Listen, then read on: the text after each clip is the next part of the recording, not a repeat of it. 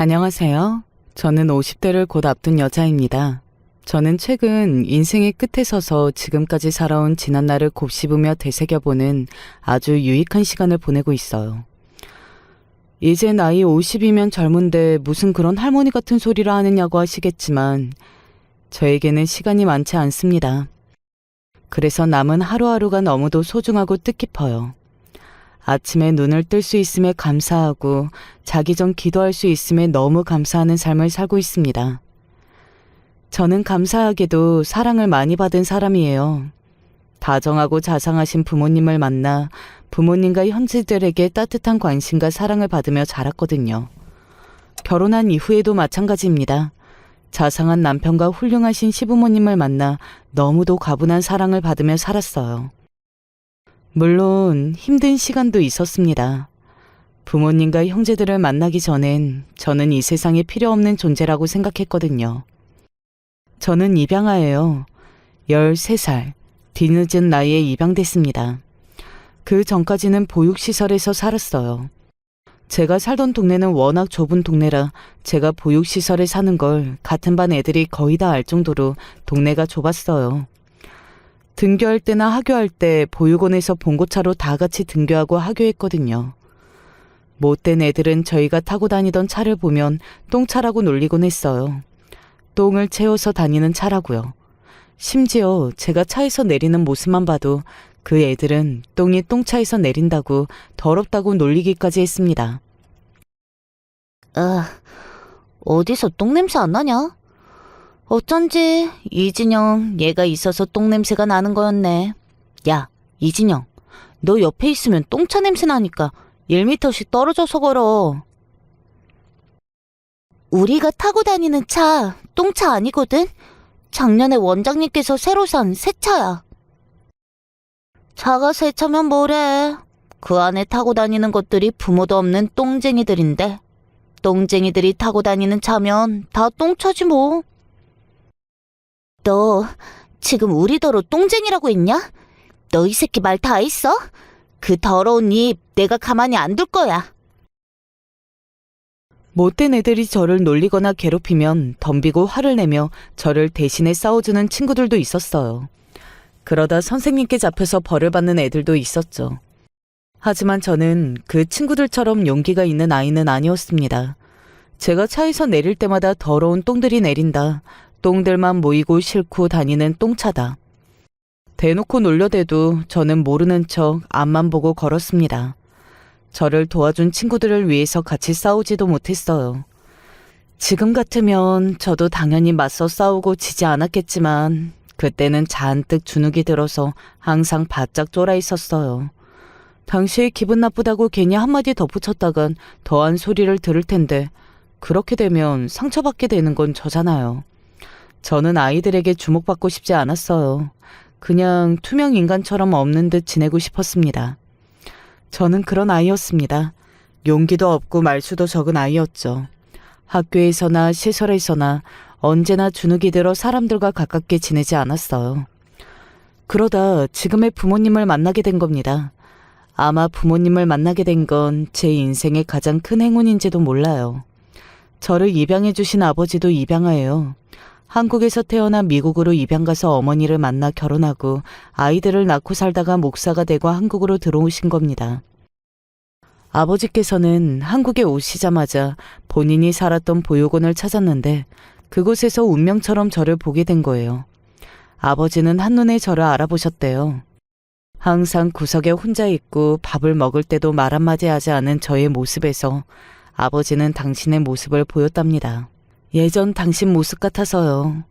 아버지는 저와 친해지고 싶은 마음에 만날 때마다 저에게 말도 걸고 같이 밥도 먹으려고 했지만 제가 마음의 문을 쉽게 열지 않았어요. 지금 생각해보면 저도 제가 왜 그렇게까지 어둡게 지냈는지 모르겠어요. 부모에게 버려져 보육원에 사는 정도로 모두 다 저처럼 어둡지는 않은데 저는 유독 내성적이고 어두웠어요. 마치 동굴 속에 혼자 사는 것처럼요. 제가 그 정도로 마음을 열지 않았는데도 아버지께서는 저를 보고 돌아가신 이후 자꾸만 제가 눈에 밟혀 신경이 쓰이셨다더라고요. 그래서 가족들과 상의 끝에 저를 입양하기로 하신 겁니다. 부모님은 연세가 많아요. 저 같은 어린아이를 키우기에는 연세가 있으셨는데도 부모님은 저를 사랑으로 키워주셨습니다. 부족한 거 하나 없이 말이죠. 저에게는 언니와 오빠도 있어요. 둘 다 저보다 10살은 더 많습니다. 저는 부모도 없고 친구도 없던 신세에서 하루아침에 다정한 성인 4명의 보살핌을 받게 된 복받은 아이가 되었습니다. 입양되고 가족들과 살게 되면서 저는 조금씩 달라졌어요. 어느새 사람들과 어울리는 방법도 배우고 말수도 늘었습니다.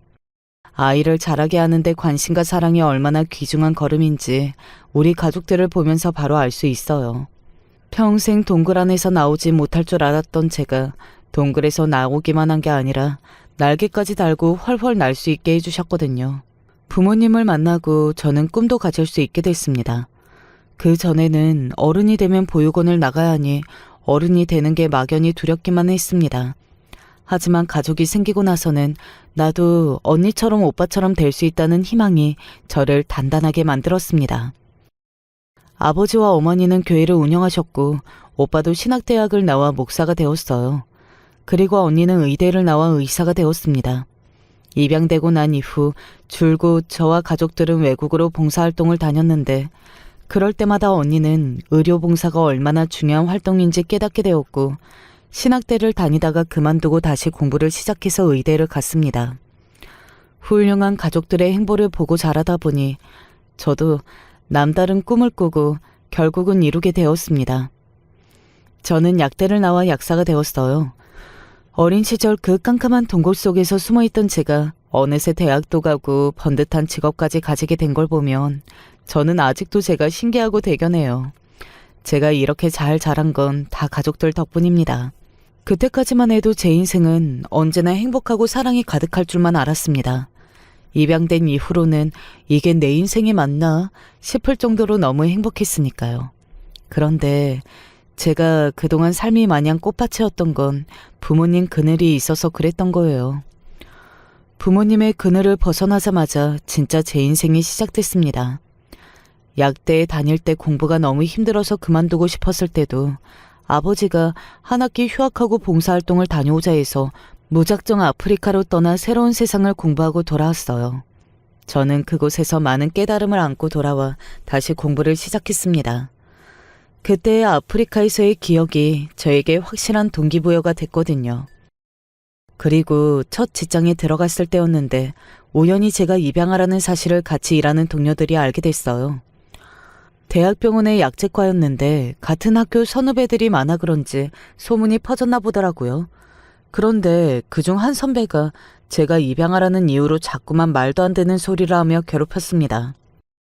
툭 하면 저에게 운이 좋다는 둥, 팔자가 좋다는 둥 하는 소리를 하고 유치하게 일을 저에게 몰아주고 힘들게 만들었어요. 원래 처음 입사했을 때부터 그 선배에 관해서는 잘 알고 있었습니다. 동기나 후배들이 그 선배 때문에 힘들다는 말을 많이 했거든요. 그러던 어느 날이었어요. 그날도 그 선배가 자꾸만 제 심기를 건드리더니 어이가 없는 소리로 비아냥거렸습니다.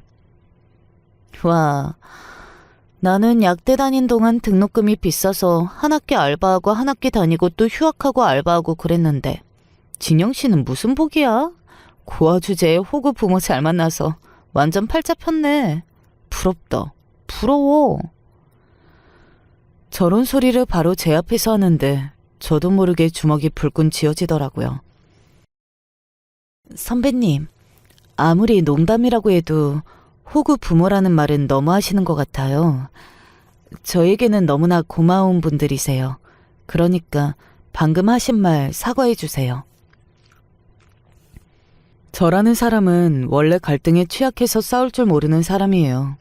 학교 다닐 때부터 별의별 소리를 다 들었어도 소리 한 번 지른 적 없는 바보였죠. 그런데 그날은 달랐습니다. 아마 그날도 그 선배가 저를 욕하거나 무시했으면 굳이 토를 달지 않았을 거예요. 그냥 그러려니 하고 넘겼을 겁니다. 저는 원래 그런 사람이니까요. 하지만 저에게 너무나도 소중한 부모님을 함부로 이야기하니 바보 같던 저도 도저히 참을 수가 없더군요. 헐, 여기 부모님이 계신 것도 아닌데 뭘 그렇게 정색하고 그래? 우리끼리 있으니까 솔직하게 말해봐. 부모님 나이도 많다며. 솔직히 죽으면 그 재산 다 진영 씨 거 되는 거니까 진영 씨도 속으로는 좀 빨리 죽었으면 좋겠다 싶지 않아? 어차피 친부모도 아니잖아. 와, 부럽다. 대박. 진영 씨는 무조건 호구 부모가 약국은 하나 차려주겠네. 그 순간 어디서 그런 힘이 나왔는지 모르겠습니다. 생각할 틈도 없이 저도 모르게 그 선배에게 달려들고 있었어요. 너무 화가 나서 제가 그 선배 머리채를 잡고 흔들고 있더라고요. 저도 제가 그렇게 힘이 센 줄 몰랐는데 제가 작정하고 밀치니 저보다 키가 큰 선배를 어느새 바닥에 눕혔더군요. 드라마나 영화 속에서는 이런 일이 일어나면 당연히 정의가 이기지만 현실에서는 그렇지가 않습니다. 제가 머리채를 잡은 그 재수없는 선배가 저를 고소했어요. 머리채를 잡고 바닥에 던진 정도로 전치 사주가 나왔다면서 저를 고소했더라고요. 차라리 잘 됐어. 난 너랑 달리 가난해서 돈 많이 필요하거든. 그러니까 고소 취하고 싶으면 너희 호구 부모한테 가서 나랑 돈으로 합의 보라고 해. 안 그러면 너 내가 법정에 서게 만들 거야. 그리고 약사 선배들한테도 너 선배 머리채 잡은 미친년이라고 내가 다 소문낼 거야. 약사 절대 못하게. 그때까지도 저는 이제 약사 되기는 다 글렀구나 싶었습니다. 그런데 그때도 가족들이 저를 대신해 싸워줬어요.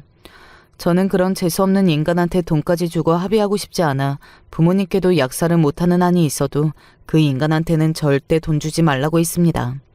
그런 인간이 원하는 대로 해주고 싶지 않았거든요. 부모님은 제 말대로 그 선배에게 돈을 주지 않고 합의를 하게 만들었습니다. 가족들이 그날 같은 공간에 있던 다른 직원들을 설득해 법원에 탄원서를 내게 해줬어요. 그날 무슨 일이 있었고 그 선배가 평소 어떤 사람이었는지와 제가 왜 그 미친 선배를 때리게 됐는지의 과정을 제 편에서 탄원서를 써줬습니다. 이게 다 오빠와 언니 덕분이에요. 오빠와 언니가 한 사람 한 사람을 다 찾아가 설득해줘서 가능한 일이었습니다. 그리고 결정적으로 아버지께서 직접 그 미친 선배의 부모님을 찾아가 그날 있었던 일을 이야기했어요. 대개 자녀의 실수로 우리 가족이 아주 큰 상처를 입었습니다.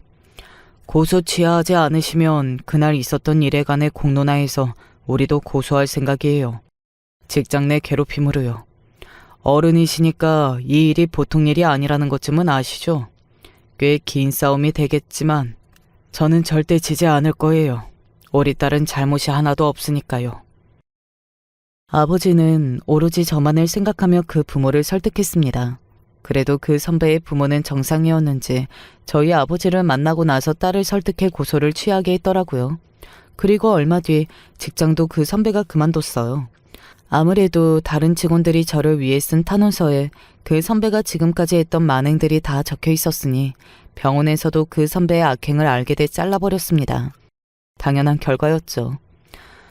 저는 무슨 복인지 모르겠어요. 이렇게 좋은 가족들을 만나 너무나 든든합니다. 저는 죽을 때까지 가족들에게 감사하는 마음으로 살아야 하는 게 결혼도 가족들 덕분에 하게 됐습니다. 언니 소개로 남편을 만나게 됐거든요. 언니가 정말 괜찮은 친구가 있다면서 남편을 소개했어요. 남편도 의사입니다. 언니 말로는 집안도 너무 훌륭해서 결혼하면 제가 더 안정적으로 살 수 있을 거라고 했어요.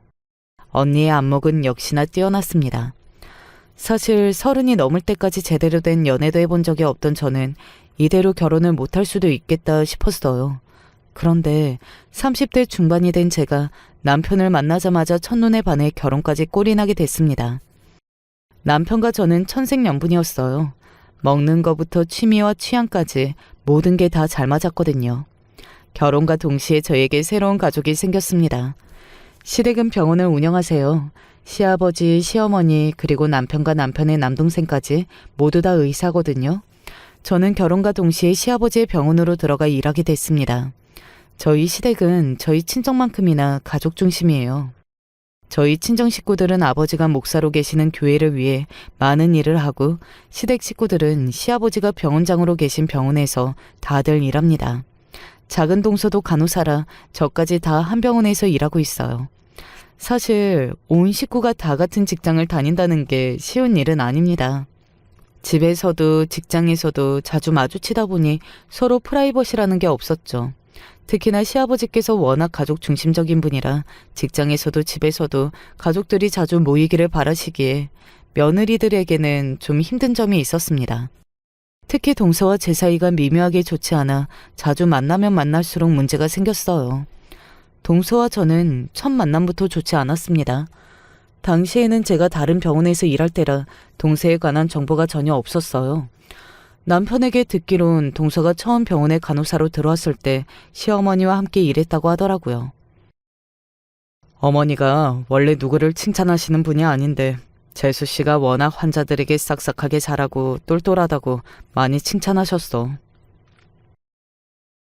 시어머니께서는 산부인과 교수신데 동서가 담당 간호사로 오래 일했다고 하더라고요. 그러다 보니 자연스레 시동생이랑도 가까워지고 결혼까지 하게 됐답니다. 제가 듣기론 동서가 워낙 싹싹하고 시부모님께도 잘한다고 하길래 저도 동서랑 잘 지낼 수 있을 줄 알았어요. 그런데 막상 결혼식 전에 만난 동서는 저를 적대적으로 대했습니다. 특히나 시부모님이 계신 자리에서는 시키지 않아도 저에게 형님 형님하며 살갑게 굴더니만 시부모님 없는 자리에서는 미묘하게 불편하게 굴더라고요.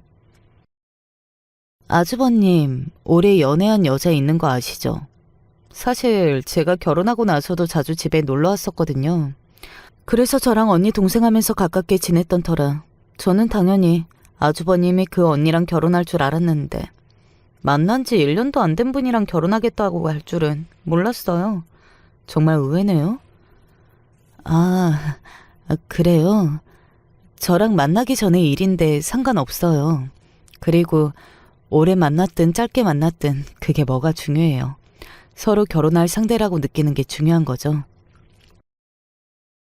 남편이 오래 일한 여자가 있었다는 것도 그 여자와 동서랑 언니 동생 하면서 지냈다는 것도 굳이 제가 알 일은 아니잖아요.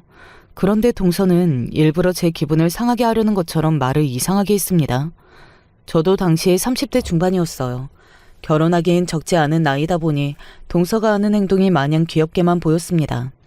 그럴만도 한 게 저는 보육원에 살아보기도 했고 입양아로서 살아오면서 별의별 사람들을 상대해봤잖아요. 저를 잘 알기 전에 제 앞에서 적대적으로 대하거나 비아냥거리는 것 정도는 이제 충분히 넘길 수 있었습니다. 아직 서로 잘 몰라 어색해도 제가 먼저 다가가 잘하다 보면 금세 동서랑도 가까워질 줄 알았어요. 그런데 생각보다 동서랑 가까워진다는 게 쉽지 않더군요. 결혼해서 한 가족이 되고 같은 병원에서 일하면서 자주 보는데도 동서는 계속해서 저를 멀게 대했어요. 더군다나 둘이 있을 땐 저에게 막말까지 했습니다. 한 번은 이런 적이 있었어요. 동서는 그 힘든 간호사 생활을 하면서도 아이를 둘이나 낳았어요. 첫째는 결혼하자마자 일찍 낳았고 둘째는 제가 결혼했을 땐 늦둥이로 낳았습니다. 그러다 보니 동서의 아이들은 시부모님의 전폭적인 사랑을 받았어요. 동서도 시부모님의 손주 사랑을 즐기며 혜택을 누렸습니다. 시부모님과 함께 만날 때마다 동서는 첫째 조카가 영어에 흥미가 있다면서 학원을 하나 더 보내고 싶다고 이야기를 꺼내 학원비를 시부모님이 지원하게 한다거나 이제 걸음마를 하는 둘째를 가지고 영어 유치원과 사립초등학교에 보내고 싶다는 이야기를 꺼냈어요. 첫째를 영어 유치원과 사립초등학교에 못 보낸 게 후회가 된다고요. 그럴 때마다 시부모님은 필요한 게 있으면 이야기하라고 하셨습니다. 뭐든 지원해 주시겠다고요.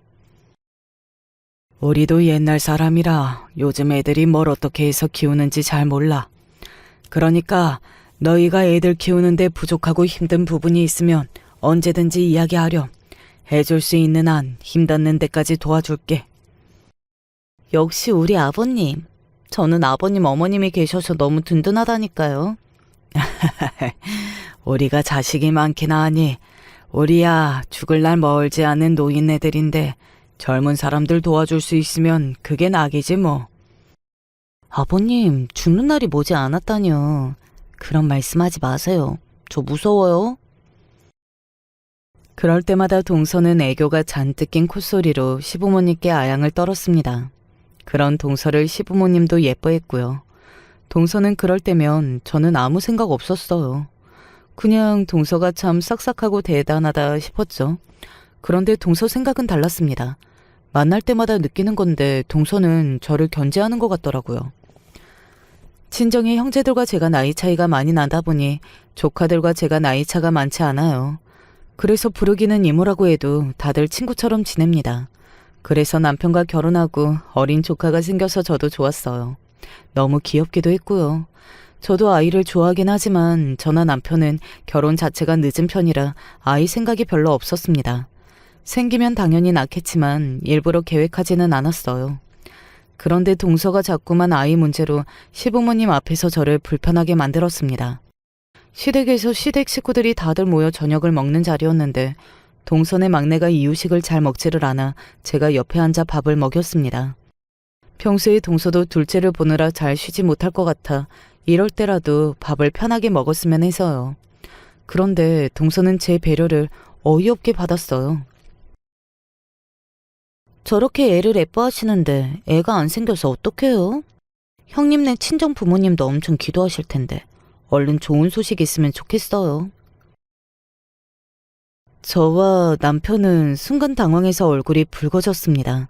저와 남편이 아이를 갖기 위해 노력을 하거나 임신을 원하는 상황이라면 모르겠지만 저도 남편도 결혼한 지 얼마 되지 않았을 때라 아이에 관한 이야기를 나눈 적이 없었어요. 그런데 시부모님도 있는 앞에서 동서가 마음대로 저와 남편의 계획을 알고 있는 것처럼 말하니 저로서는 곤란하더라고요. 마치 제가 아이를 가지려고 하는데 안 생기는 것처럼요. 동서, 그게 무슨 말이야? 우리 아직 아이 계획 없어. 누가 보면 내가 애 가지려고 엄청 노력하는 사람인 줄 알겠다. 그때까지는 동서가 아기를 가지고 한 말일 거라고는 생각하지 않았어요. 하지만 저도 동서의 말에 적잖이 당황해서 애써 말을 받아쳤습니다. 어머, 그래요? 죄송해요, 형님. 저는 당연히 형님 나이가 있으니까 애 가지려고 노력하고 계신 줄 알았어요. 근데 왜요? 여자가 결혼했으면 당연히 애부터 가질 생각을 해야지.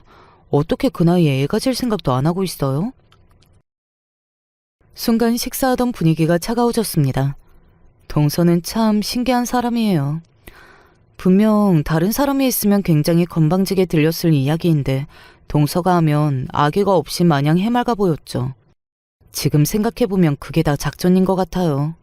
평소 동서가 사람들 앞에서 워낙 밝고 착하게 굴다 보니 한 번씩 동서가 선을 넘어도 다들 아기 없이 하는 말이다 그냥 넘기는 거죠.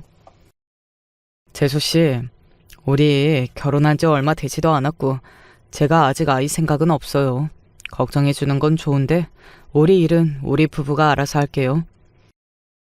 남편이 먼저 나서지 않았다면 저는 아마 당황해서 말도 제대로 하지 못했을 거예요. 그래, 아이 문제야 부부가 알아서 할 문제지 뭐. 그네야, 우리는 손주 욕심 부리고 그런 사람들 아니니까 괜히 부담 갖지 말고 너희 편한 대로 해. 남편이 먼저 아이 생각이 없다고 말하니 시어머니도 바로 아이 갖는 거에 부담 갖지 말라고 이야기해 주셨어요. 덕분에 저도 미소를 지으며 감사하다고 말씀드렸습니다. 상황이 나쁘게 흘러가진 않았지만 동서의 행동에 기분이 상한 건 사실이에요. 사람이 한 번씩 왜 저렇게 생각 없이 말하는지 이해가 안 되더군요. 그런데 그날 이후에도 동서는 선을 종종 넘었어요. 얼마 뒤 저와 남편 사이에 아이가 생겼습니다. 계획한 건 아니었는데 예상하지 못한 순간에 선물처럼 찾아왔어요. 제가 나이가 있다 보니 안전한 시기에 들어서고 나서 시부모님에게 말씀을 드렸습니다. 시부모님은 당연히 너무 좋아해 주셨어요. 힘든 일이 있으면 뭐든 이야기하라고 하셨죠. 임신 초기라 많이 힘들 텐데 병원 일하는 거 힘들면 이야기하렴. 내가 병원에 이야기해서 쉴 수 있게 해줄 테니까. 아니에요, 아버님. 이제 안정기에 들어서기도 했고 집에 있는 것보다 일하는 게 아이에게도 좋을 것 같아요. 시부모님은 정말 좋은 분들이세요. 아들, 며느리를 위해 항상 배려하고 신경 써주셨습니다. 물론 그 와중에도 동서는 제 심기를 건드렸어요. 제 임신 사실을 시부모님께 말씀드린 날 외식을 하고 시댁으로 돌아오는 길이었는데 동서는 굳이 저와 둘이 가고 싶다면서 제 차에 타더라고요. 다른 식구들은 다 시동생 차에 탔는데 말이죠. 겉으로는 애 낳는 데는 관심도 없는 것처럼 구시더니만 뒤로는 되게 열심히 노력하셨나 봐요. 그 나이에 이렇게 빨리 임신된 거 보면. 동서는 비아냥거리는 데에는 재주가 뛰어납니다. 같은 말을 해도 시부모님이 안 계신 자리에서 제가 하는 행동을 보면 정말 뒤통수를 한 대 때려주고 싶을 정도예요. 굳이 저런 소리를 하려고 차에 따라 타라니. 정말 못된 년이에요. 그러게, 나도 이렇게 빨리 생길 줄은 몰랐는데 선물처럼 찾아와줘서 얼마나 감사한지 모르겠어. 형님은 큰 며느리라도 애들은 우리 애들이 먼저인 거 아시죠? 원래 어른들한테는 첫 정이 큰 거라 어머님 아버님이 우리 애들만 예뻐한다고 질투는 하지 마세요. 도대체 누가 누구를 질투한다는 건지 동서는 말을 해도 꼭 저런 식으로 했어요. 그 이후로 아이가 태어나고 나서도 툭하면 저와 제 아들을 견제했습니다. 시부모님이 있는 자리에서 자기 애들보다 우리 애가 주목이라도 받으면 참지 못하고 자기 애들에게 다시 이목을 집중이 되도록 말을 돌렸죠. 그럴 때 보면 사람이 참 영악하고 비상해요. 그래도 아이를 키우는 동안은 정말 행복했습니다. 세상에 이런 존재가 어떻게 있을 수 있지 싶을 정도로 정말 눈에 넣어도 아프지 않을 것 같았어요. 시부모님도 친정 식구들도 제가 낳은 아이를 사랑이 가득한 눈길로 바라봐 주시는데 그 모습을 보고 있으면 제가 정말 대단하고 기특한 일을 했구나 하는 생각이 들었습니다. 아이가 자라는 건 너무도 뿌듯하고 좋은 일이었지만 안타까운 건 제 아이가 자라날수록 제가 사랑하는 부모님은 점점 더 나이가 들어갔어요. 왜 항상 안 좋은 일은 한꺼번에 몰려오는지 모르겠습니다. 제 아들이 장가가는 것까지 꼭 보시겠다던 아버지가 뇌졸중으로 돌아가신 지 얼마 되지 않아 우리 가족에게 한 번 더 큰 슬픔이 닥쳤어요. 어머니마저 돌아가시고 말았습니다. 나이가 아무리 들고 자식이 생겨도 부모님이 돌아가신다는 건 너무나도 견디기 힘든 상실이었습니다. 연속으로 상을 치르게 되자 그 단단하고 우직했던 오빠와 언니마저 절망에 빠져 힘들어했어요. 이럴 때일수록 저라도 기운을 차리고 오빠와 언니에게 큰 힘이 되어주고 상주로서 제 역할을 해야 하는데 저조차도 상실감에 빠져 헤어나오지 못하고 정신을 못 차리고 있었어요. 그때 시댁 식구들이 장례식장에 오셨습니다. 형님, 어떡해요. 아버지 돌아가신 지 얼마 되지도 않았는데 어머님까지 상심이 크시겠어요. 동서, 와줘서 고마워. 아버지 돌아가셨을 때도 와줬는데 내가 경황이 없어서 인사도 제대로 못했네. 형님은 가족끼리 당연한 일을 가지고 뭐가 고마워요. 다른 건 신경 쓰지 마시고 마음부터 추스르세요. 가끔 보면 동서는 다중인격 같을 때가 있습니다. 시부모님이나 시댁 식구들 있는 자리에서는 멀쩡해요. 정말 그냥 제 동서 같습니다. 그런데 잠시 뒤 화장실에서 만난 동서는 완전히 다른 사람 같았어요. 무슨 가면을 쓰는 것처럼 사람이 휙휙 변했습니다. 아까 상주 자리에 계시던 분들이 오빠와 누님이신 거죠? 나이가 많으시다는 건 들어서 알았는데 직접 보니까 많긴 하더라고요.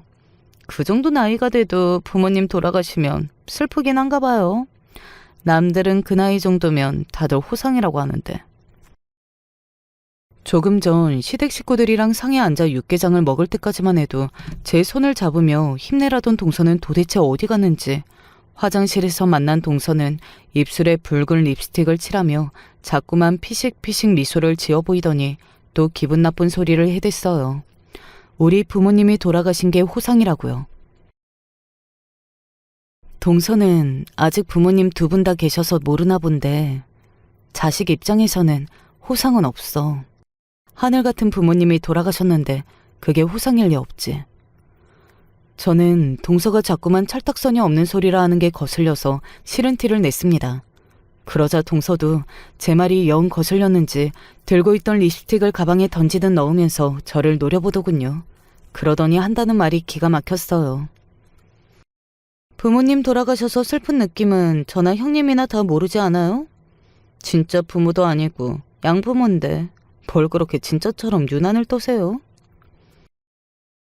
저는 순간 제가 잘못 들은 줄 알았습니다.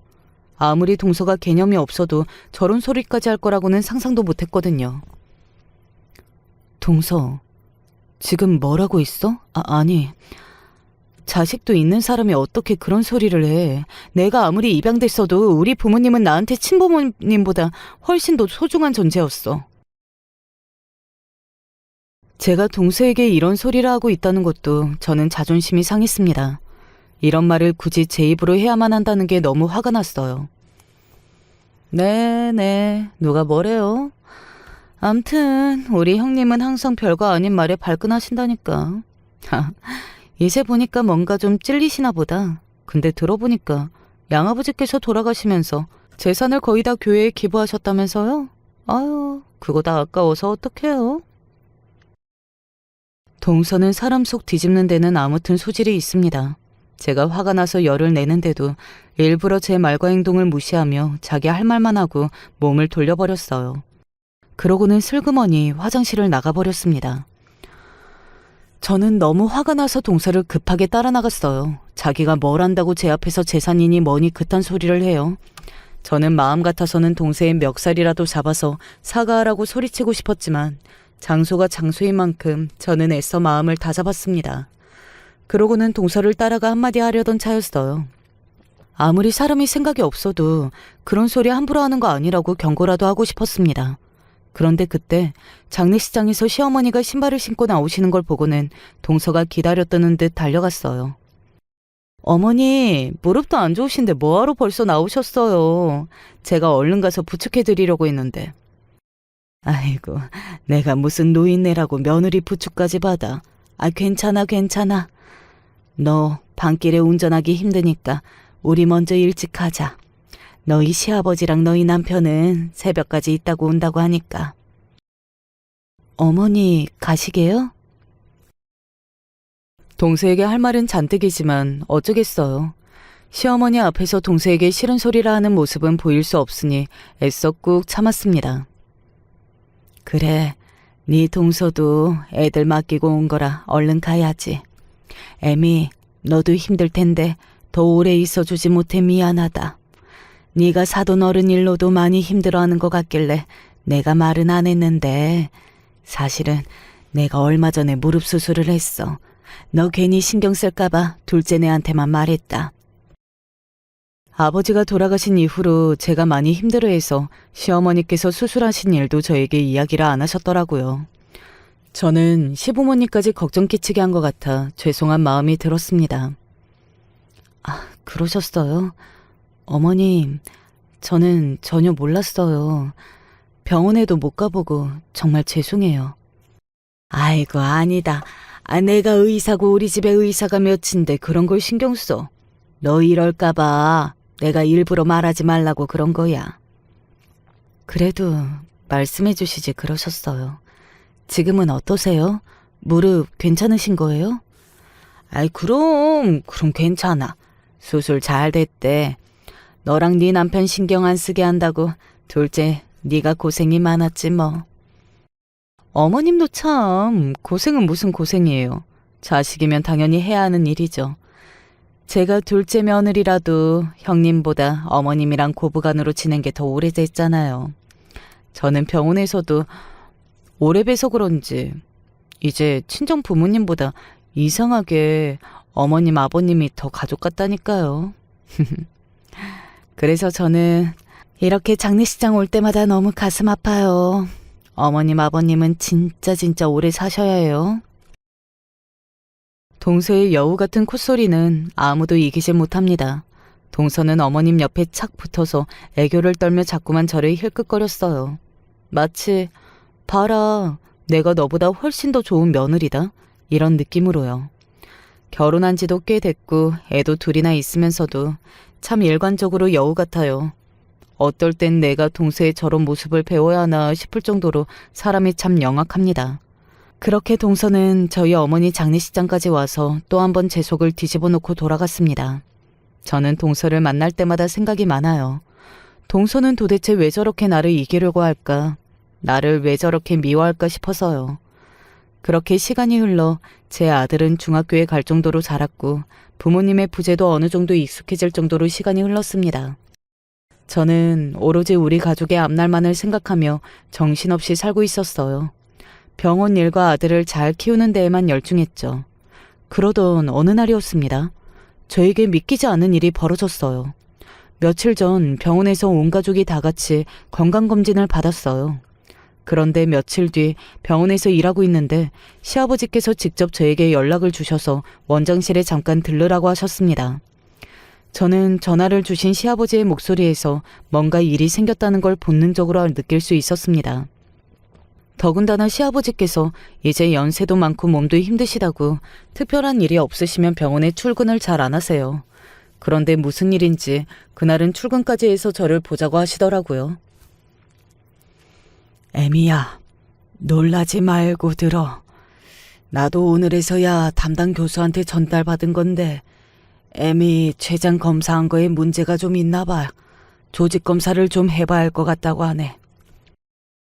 시아버지의 말씀에 저는 순간 가슴이 철렁 내려앉은 것만 같았습니다.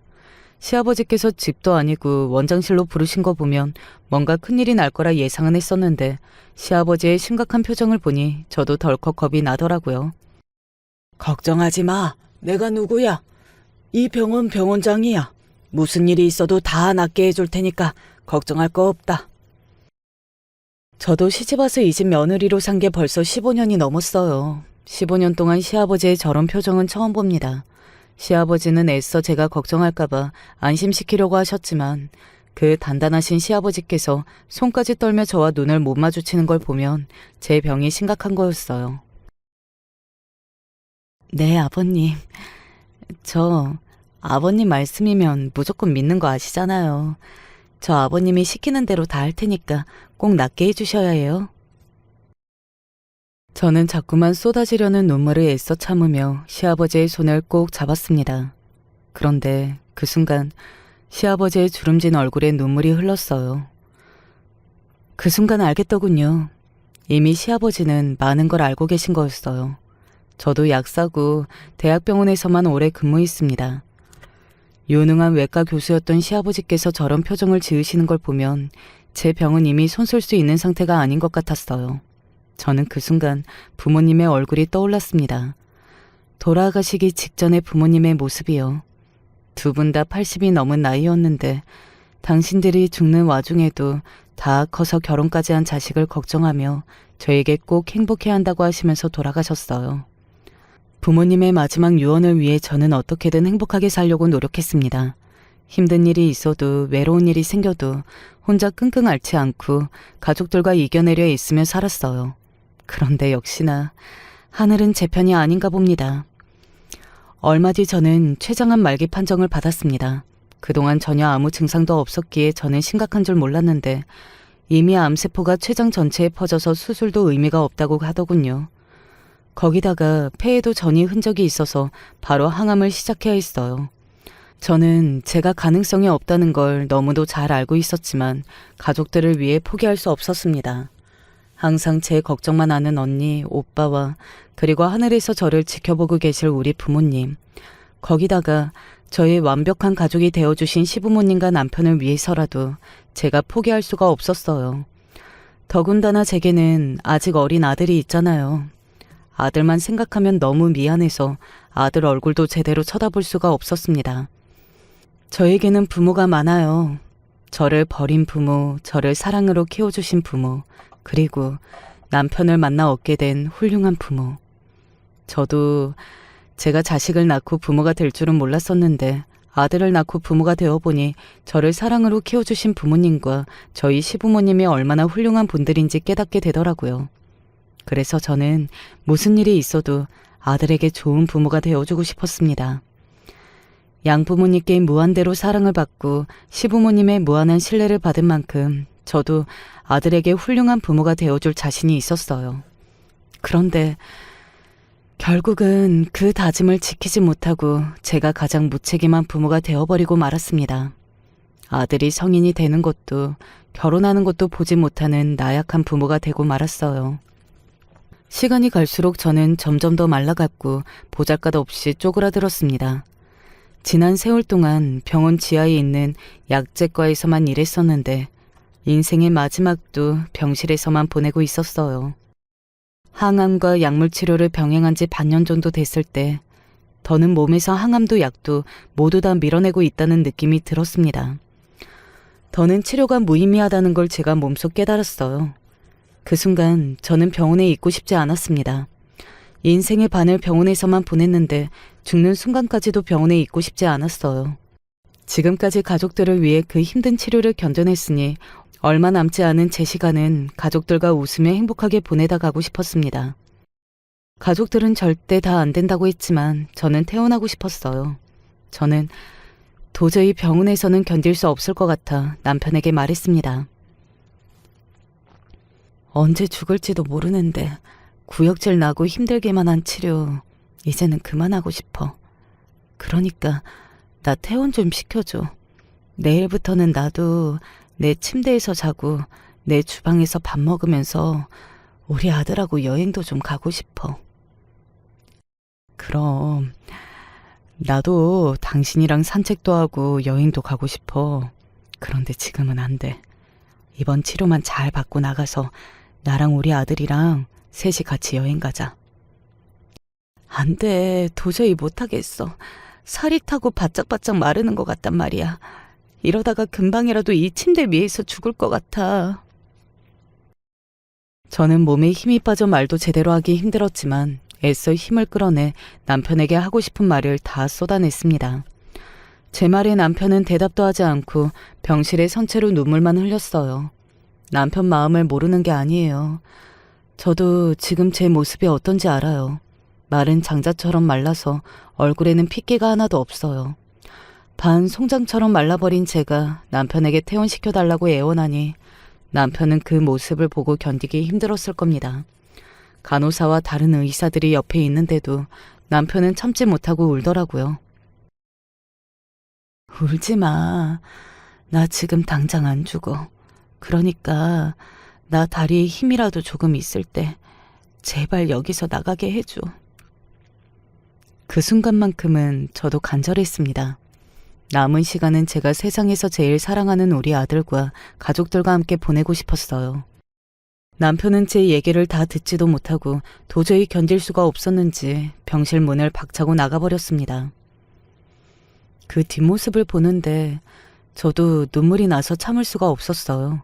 그리고 이불 속에서 몸을 숨겨 하늘을 원망했습니다. 부모한테도 버려진 불쌍한 팔자. 남들처럼 80, 90은 아니어도 60까지만이라도 살게 좀 해주지. 나한테 분에 넘치는 새 부모랑 남편 좀 줬다고 이렇게 빨리 데려가야 직성에 풀리겠어요?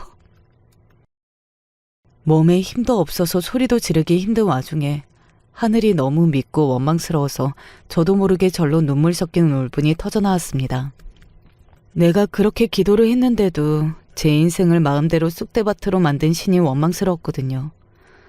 그런데 제가 제 분에 못 이겨서 소리를 지르고 나니 제가 이렇게 큰 병에 걸려 죽게 생긴 게 왠지 납득이 되더라고요. 우리 부모, 우리 남편, 이렇게 훌륭하고 좋은 사람들을 나에게 보내줬으니 인생의 반 정도는 넘겨줘도 되지 않나 싶은 마음이 들더라고요. 제가 이래요. 이렇게 욕심이 없습니다. 그런데 그때였어요. 누군가 병실 문을 벌컥 열고 들어오더군요. 저는 애써 이불에 눈물로 범벅된 얼굴을 비비고 이불을 내렸습니다. 웬일로 동서가 제 병실에 왔더군요. 형님? 어휴, 얼굴이 왜 그래요? 나는 무슨 할머니가 누워있는 줄 알았네? 동서가 나타날 때마다 저는 제가 살아있음을 느낍니다.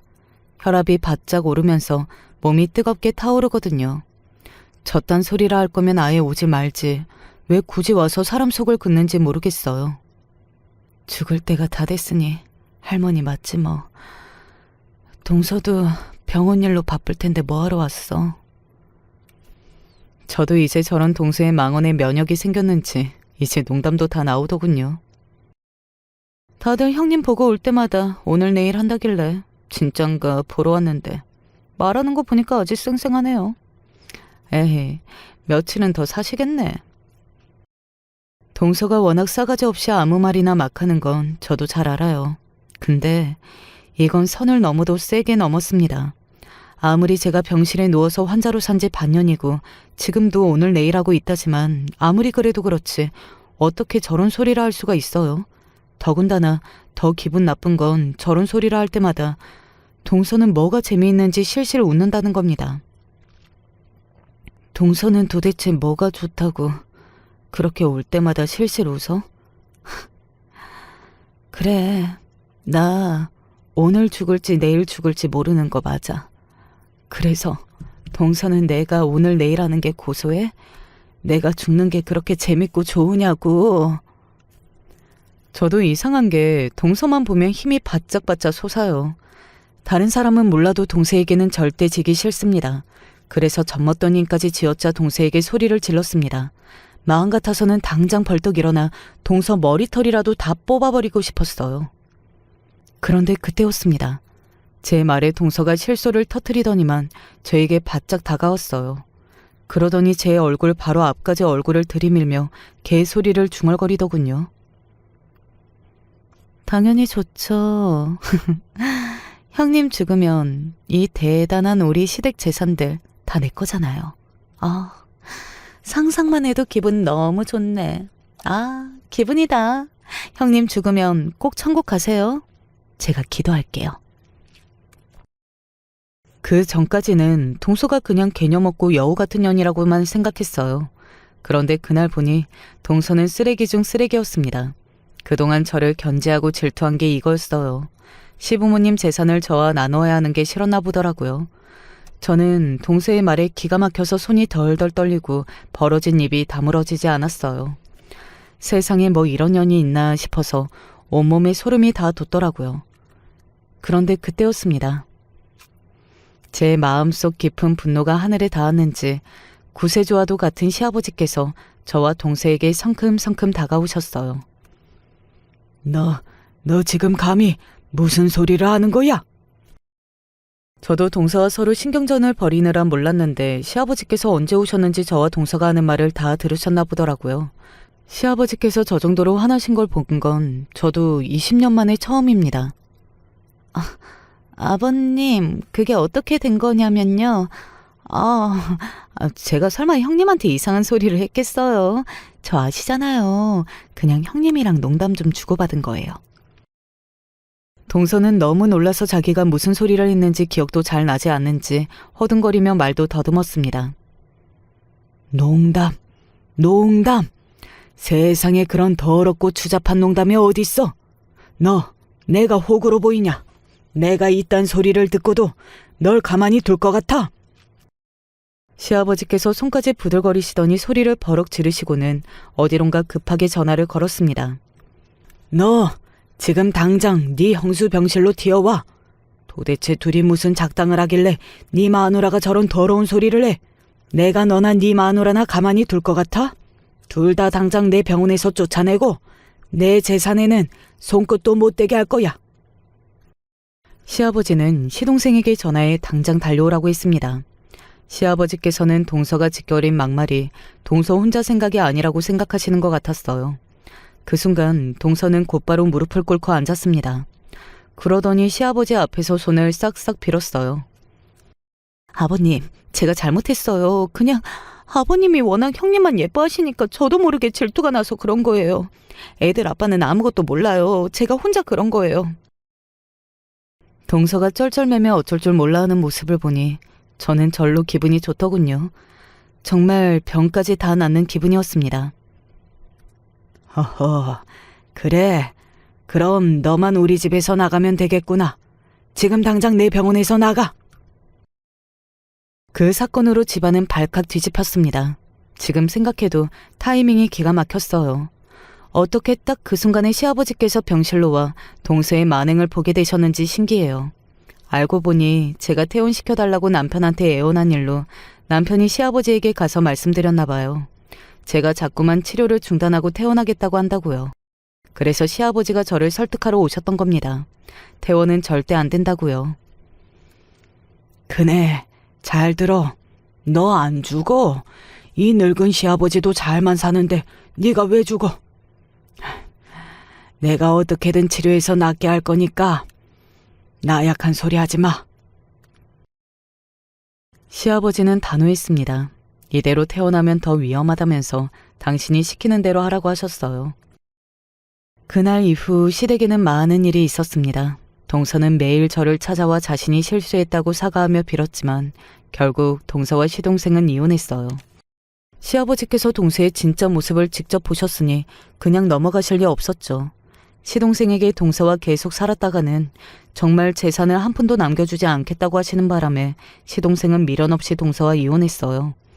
물론 동서는 순순히 인정하지 않았습니다. 계속 이혼을 안 하겠다고 버텼지만 시동생의 의지가 워낙 강해 2번의 소송 끝에 이혼했습니다. 저는 아직 살아있어요. 최근엔 아들 중학교 졸업식에도 다녀왔습니다. 시아버지의 말씀대로 병원에 다니며 치료도 잘 받고 있어요. 다행히 폐에 전이된 암은 치료되어서 한시름 놓았지만 아직 갈 길이 멀어요. 그래도 동서가 없어서인지 전보다는 컨디션이 좋습니다. 남편과 아들과 함께 가까운 곳으로 여행도 가고 산책도 자주 하고 있어요. 저는 시한부입니다. 올해 겨울을 보지 못할지도 몰라요. 하지만 저는 슬퍼하지 않을 겁니다. 언젠지 모를 끝을 생각하며 올기보다 남은 시간을 하루하루 값지게 보내고 있거든요. 할 수만 있다면 한 번이라도 더 가족들과 웃고 행복하게 보내다 즐거운 마음으로 떠날 거예요. 여러분께서도 저에게 힘내라고 응원하는 댓글 많이 달아주세요. 지금까지 저의 시시한 인생 이야기 들어주셔서 감사합니다. 여러분에게도 언제나 행복한 일만 가득하시길 기도할게요. 감사합니다. 안녕하세요. 이번에 통쾌한 일이 있어서 처음으로 사연이란 걸 보내네요. 사실 저만 알고 있기 아까운 사연이거든요. 다른 분들은 사연도 잘 쓰시던데 제가 글쓰기에는 소질이 없어서 어떨까 모르겠습니다. 그래도 열심히 한번 써보겠습니다.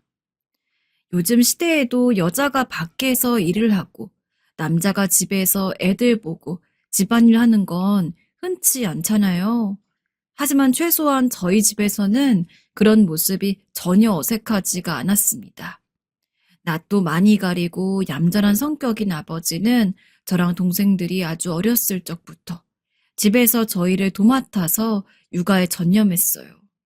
그래서 저나 동생들은 어렸을 때 유치원에 가면 늘 아버지가 배웅을 해주었고 마중을 나왔으며 학교에 들어가서는 부모님 참관 수업 같은 것들이 있을 때도 언제나 어머니 대신 아버지가 와주셨습니다.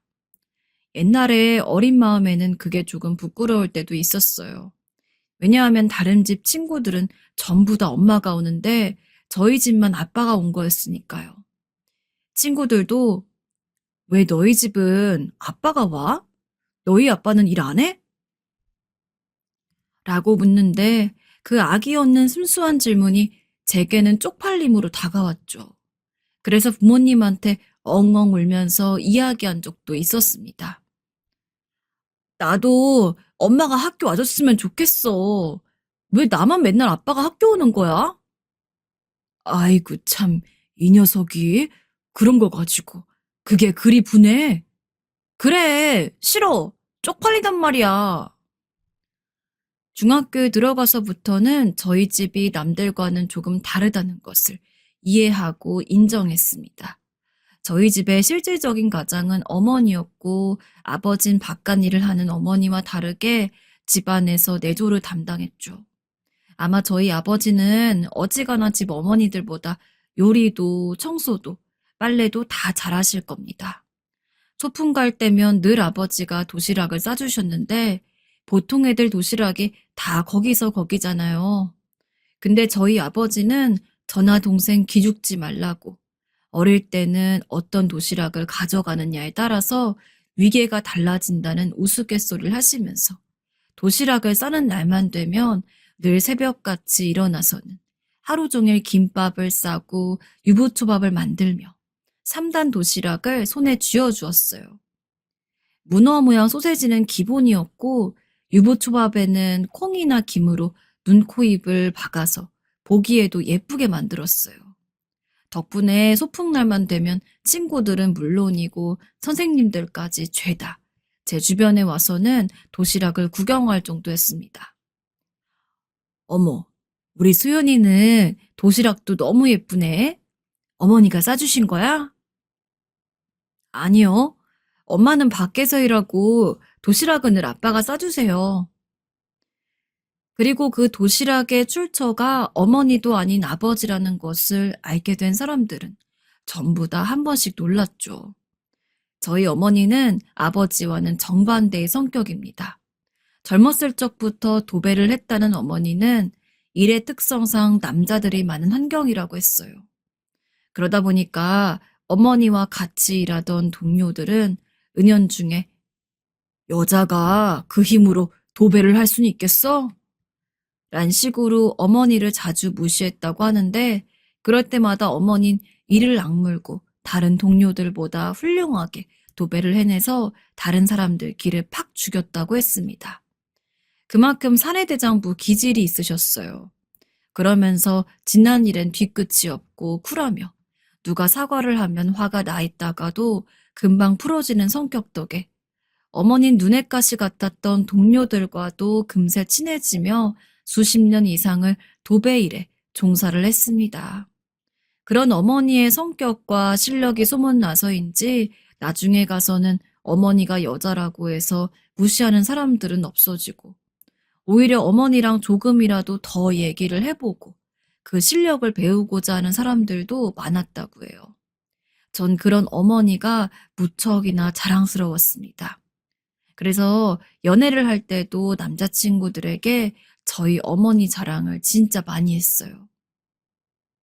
우리 엄마는 젊었을 때부터 도배일 하셨는데 어지간한 남자들보다 일을 잘하셔. 실력도 인정받고 있으셔가지고 일도 엄청 많이 들어오셔. 우리 엄마 멋있지? 친구같이 친근한 성품을 지니고 있기도 한 어머니는 저와 동생에게는 언제나 좋은 의지가 되는 사람이었고 힘들 때 기댈 수 있는 사람이었습니다. 그래서 저는 나중에 결혼을 한다고 하더라도 남들과는 조금 다른 저희 집안을 충분히 이해해 줄 수 있는 사람과 결혼을 하고 싶었어요. 그러다가 만나게 된 사람이 남편이었습니다. 남편도 처음에는 저희 집을 무척이나 특이하게 생각했어요. 어머님이 일을 하시고 아버님이 집에 있으시다고? 신기하네. 그러다가 직접 저희 부모님을 만나게 될 기회가 한 번 있었는데 그 만남 이후 남자친구는 저희 어머니에게 엄청 깊은 감명을 받았는지 어머님 진짜 너무 멋지시다. 나도 당신 어머님처럼 능력 있는 사람 되고 싶어. 라는 이야기를 했습니다. 저는 그 한마디가 남편과의 결혼을 결심하게 된 무척이나 큰 계기가 되었어요. 적어도 당시 제가 봐온 남편은 그런 말을 진심 없이 할 사람은 아니었고 당시 그 말을 할 때 표정이 정말 누구보다 진정성 있어 보였거든요. 결혼에 대한 결심을 한 뒤 실제로 이행하는 데는 그리 오래 걸리지 않았습니다. 어머니도 아버지도 제가 좋아하는 사람이라면 반대 없이 무조건 오케이를 하시는 분들이었기에 금방 허락을 받을 수 있었고 시부모님에게 인사를 드리러 갔을 때도 제가 마음에 들었는지 결혼에 대해서 긍정적으로 이야기를 해주셨습니다. 그래, 너희들이 마음이 맞으면 결혼해야지. 둘이 보아하니 아주 잘 살 수 있을 것 같구나. 전 이 기세로 상견례도 아무런 문제 없이 지나갈 수 있을 거라고 생각했어요. 그리고 남편이 일단 저희 집을 제대로 이해해 준 만큼 시부모님도 그런 분들일 거라고 판단했거든요. 물론 제가 너무 긍정적으로만 생각을 했는지 특히 시어머니는 상견례 자리에서 저희 어머니의 행동에 심히 당황을 하신 모양이었습니다. 물론 저희 어머니 성격이 워낙 화통하고 호쾌한 편이라 약간 격식이 필요한 자리에서도 그런 거 신경 쓰지 않고 시원시원하게 말하시는 분이긴 해요. 그리고 시어머니는 그런 저희 어머니 성격을 제대로 알지는 못했기에 당황스러우셨을 만하죠. 아무래도 결혼을 하는 데 있어선 많은 것들을 신경 써야 하고 뭐 신경 쓸 게 있겠습니까? 둘이 좋으면 되지. 아, 그렇죠. 일단 둘이 결혼을 하는 거긴 하니까. 그러고 보니 결혼식은 호텔에서 올리는 게 어떨까요? 이번에 저희 집 양반이랑 같이 좋은 곳을 하나 봐두었거든요. 생긴 지가 얼마 안 돼서 깔끔하고 조금 비싸긴 하지만 서비스도 좋다는 이야기가 많아서 전 거기가 좋을 것 같은데 혹시 생각해 두신 곳이 있으신가요? 아이고, 요즘 시국도 이런데 그런 비싼 데 잡을 필요가 뭐 있습니까? 아이들이 우리 동네 좋은데 알아봐둔 곳이 있다는데 그냥 거기가 어떻습니까? 그리고 하객들도 호텔에서 한다고 하면 부담스러워 할 겁니다. 그렇긴 하지만 집안과 집안의 결합이고 하나뿐인 결혼식인데 그런 곳에서 돈을 아낄 필요는 없지 않을까요? 체면이 있는데. 아이고, 아낄 수 있으면 아끼는 게 최고죠. 그게 다 돈입니다, 돈. 그 돈을 아끼면 더 좋은 곳에 쓸 수도 있을 텐데 조금 약소하게 가는 것도 좋을 듯합니다. 사실 몰랐는데 시어머니인 그 상견례 자리가 당황스러운 것을 넘어서 저희 어머니를 교양 없는 무식한 여자라고 생각을 하신 것 같습니다. 시어머니가 화장실을 간다고 잠시 일어선 지 얼마 안 돼서 제가 손을 씻기 위해서 뒤따라 화장실을 갔는데 시어머니가 제가 화장실에 들어온 걸 몰랐는지 전화로 저희 어머니에 대해서 이야기하는 걸 들었거든요. 아니, 내가 사돈될 여자가 그렇게 무식한 여편네인 줄 알았겠어? 결혼식을 무슨 시장통에서 생선 사는 것 정도로 생각하는데 어처구니가 없어가지고 몰라. 정말 무식한 여자 같아. 무슨 말이 통해야 말을 하든가 하지. 이 결혼 모르고 싶다 정말. 그 말 듣고 물론 기분이 좋진 않았습니다. 하지만 당황스러웠을 시어머니도 이해가 되기는 했기 때문에 전 일부러 아무 말도 안 하고 못 들은 척 다시 상견례 자리로 돌아왔어요. 그리고 어머니 옆구리를 쿡 찌른 다음에 어느 정도는 좀 맞춰드려 엄마 라고 이야기를 했고요. 그때부터는 그래도 다행히 서로 의견 조율을 해가면서 시어머니도 그다지 나쁘지 않고 저희 부모님도 만족할 수 있을 정도의 규모를 잡은 뒤 결혼식을 거행하게 되었습니다. 그렇게 결혼을 하고서는 별 문제가 없을 거라고 생각을 했어요. 그러나 아무래도 가끔씩은 저희 친정 부모님이랑 시부모님이 같이 만나는 날이 있었고 그럴 때마다 저희 어머니는 시어머니가 어떻게 생각하는 줄 모르고 평소대로 행동을 하셨습니다. 시어머니도 그 앞에서 저희 어머니에게 크게 면박을 주거나 한 적은 없지만 나름대로 알게 모르게 많이 스트레스가 쌓이신 것 같았어요. 몇 개월 전에 우연히 남편이랑 시어머니가 전화통화하는 걸 듣게 되었습니다. 새벽이었고 자고 있던 저는 목이 말라서 물을 마시려고 잠깐 일어났는데 화장실에서 남편이 스피커폰으로 시어머니와 통화를 하고 있었죠. 제가 평소에 한 번 자면 일어나질 않는 성격이라 남편은 제가 잠이 든 걸 확인하고 설마 중간에 깰 거라고는 생각하지도 못한 채 그냥 볼일을 보면서 편안하게 시어머니와 전화를 하고 있었던 것 같습니다. 이미 다 결혼 끝난 상태에서 이런 이야기 하기도 싫은데 내가 너희 결혼식 때 얼마나 쪽팔렸는지 아니? 네가 괜히 무식하게 도배 같은 거밖에 할 줄 모르는 여자 집에 장가를 가니까 내가 이 꼴을 보는 거 아니야. 엄마는 무슨 말을 그렇게 해. 장모님이 무식하다니. 그게 무슨 말이야.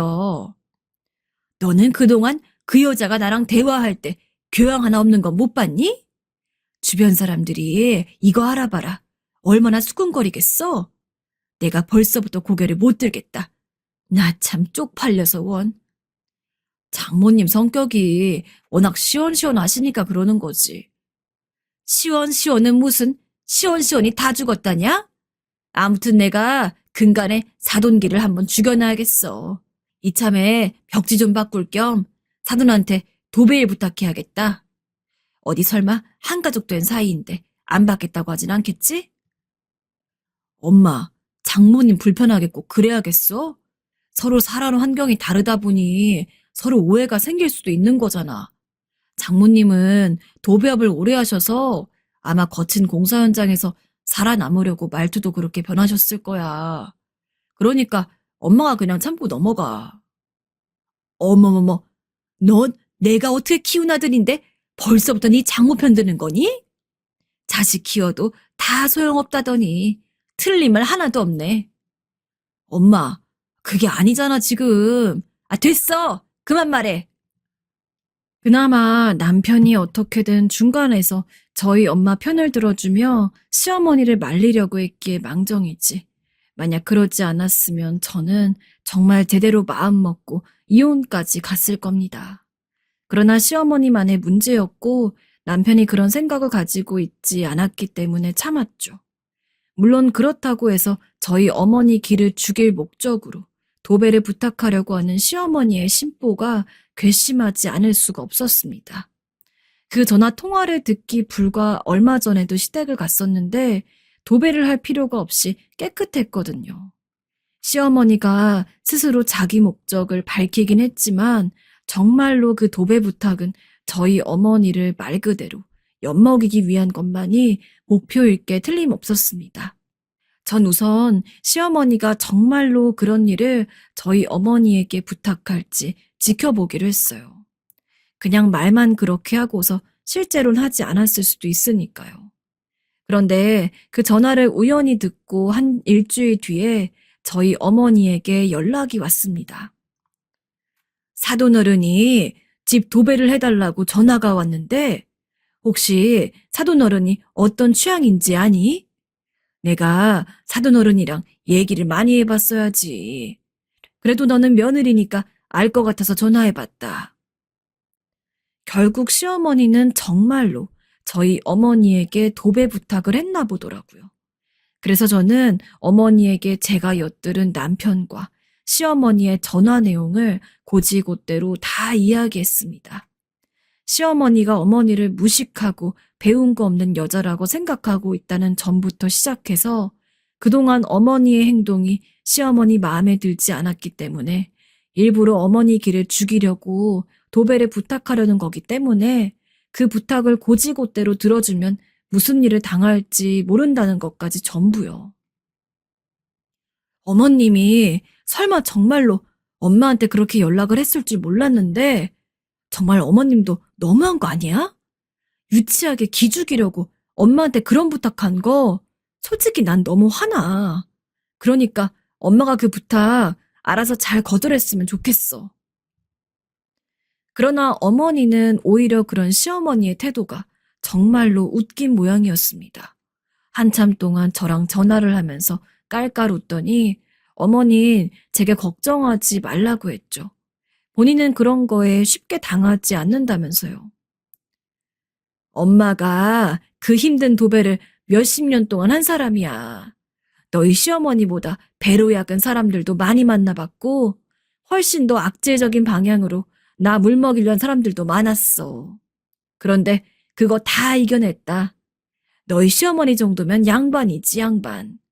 근데 네 시엄마 정말 웃기다.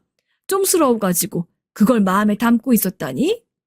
혼자 객기 한번 부리려나 본데 뭐 장단 한번 맞춰주면 되지. 아무리 그래도 이건 어머님이 잘못하는 거잖아.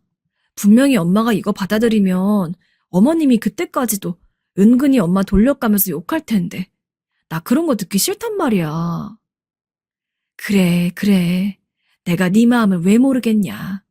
그런데 정말로 괜찮다. 네가 정사돈이 신경 쓰이면 차라리 이번 기회에 내가 아주 콱 잡아버리면 되니까 걱정하지 않아도 된다. 넌 참 걱정도 팔자야.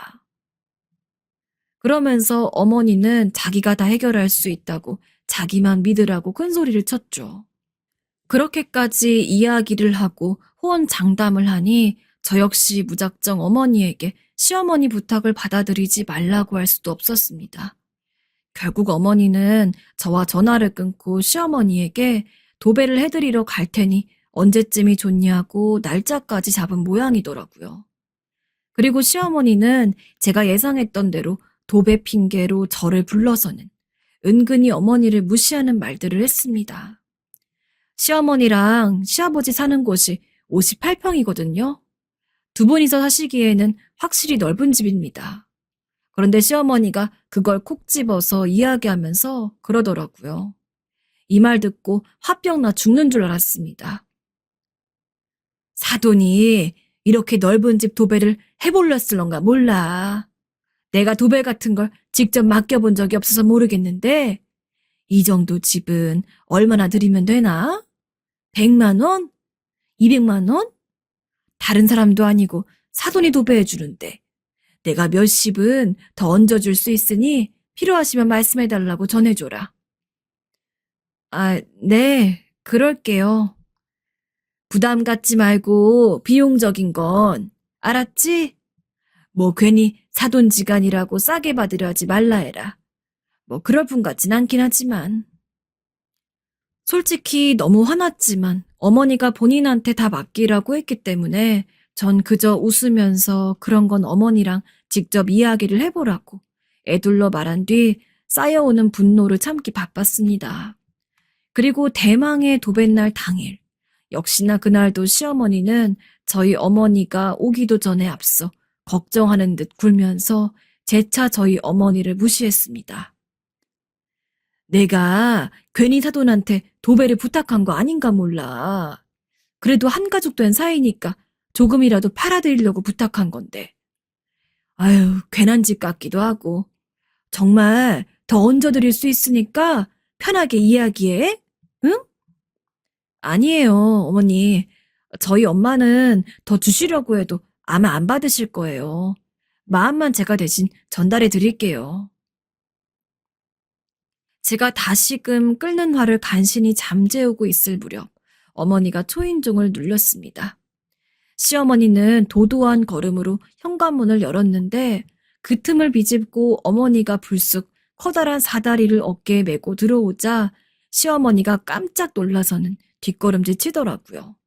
저는 종종 어머니가 도배를 하시는 걸 봤기 때문에 놀라지 않았지만 시어머니는 설마 어머니가 그렇게 큰 사다리를 어깨에 짊어지고 올 줄은 꿈에도 몰랐나 봅니다. 아이고, 사돈, 좋은 아침입니다. 아, 예, 좋은 아침이에요. 아, 이 사다리 때문에 그러세요? 오늘 도배할 때 필요해서요. 아, 네. 여전히 놀란 얼굴을 하고 있는 시어머니에게 어머니는 아무렇지 않게 인사를 하자 그때서야 시어머니는 자기가 너무 과도하게 놀랐단 사실을 깨달았고 헛기침을 한 번 하며 어머니에게 인사를 했지만 이내 시어머니는 다시 한번 깜짝 놀라 뒤로 넘어갈 지경이 될 수밖에 없었어요. 어머니의 손짓 한 번에 아직 열려있는 현관문 뒤로 거짓말 조금 보태서 30명이 되는 남자들이 우르르 들어왔거든요. 저조차도 처음 보는 광경이었고 어머니에게 이런 상황이 생길 거라고 전해 듣지 못했기 때문에 저 역시 시어머니만큼 놀란 얼굴을 한 채 그 엄청난 모습을 그저 지켜볼 수밖에 없었습니다. 어머니 뒤를 따라 들어온 남자들의 연령대는 다양해 보였지만 대부분은 어느 정도 나이가 있어 보였어요. 어머니는 하나도 놀랍지 않다는 듯이 익숙한 얼굴로 남자들에게 지시를 내렸습니다. 그리고 남자들은 어머니 말 한마디에 꼬박꼬박 대답을 하며 각자 자리를 잡고 도배를 시작했어요. 거긴 좀 더 꼼꼼하게 해. 그렇지. 그래. 그리고 시어머니는 그 모습을 입 떡 벌리고 쳐다보고 있었고요. 그 모습을 보자니 어머니가 시어머니를 어떻게 확 휘어잡는다고 했는지 이해가 되더라고요. 시어머니 집 도배를 하는 데 있어서 어머니는 손 하나 까딱하지 않았습니다. 어머니가 하는 일이라곤 팔짱을 끼고 남자들에게 이것저것 지시를 내리고 가끔씩 집안을 돌아다니면서 디테일한 부분을 잡아주는 것밖에 없었어요. 솔직히 시어머니가 어머니를 완전 번거롭게 하려고 작정을 했는지 도배 디자인도 방마다 무척 까다롭게 부탁을 했고 애초에 집 자체도 넓어서 도배를 다 하는 데까지 시간이 오래 걸릴 거라고 예상을 했는데 어머니가 데려온 사람들 덕분에 정말 딱 2시간 만에 58평 주택의 도배가 전부 완벽하게 마무리되었습니다. 얼떨떨한 얼굴로 집안을 둘러보는 시어머니의 뒤를 따라서 저도 이곳저곳 돌아봤는데 진짜 완전 새 집처럼 말끔했어요. 어디 하나 엇나간 부분도 없고요. 시어머니는 아무런 말도 못하고 있고 그런 시어머니 앞에서 어머니는 여전히 나가지 않고 있는 남자들을 대충 소개해 주었습니다. 사돈이 도배를 부탁하는데 내가 그냥 오면 안 될 것 같아서 내 제자들 좀 불렀습니다. 다 내 밑에서 짧아도 3년, 길게는 10년 정도 구른 녀석들이라 실력 하나는 엄청나니 걱정하지 않아도 돼요.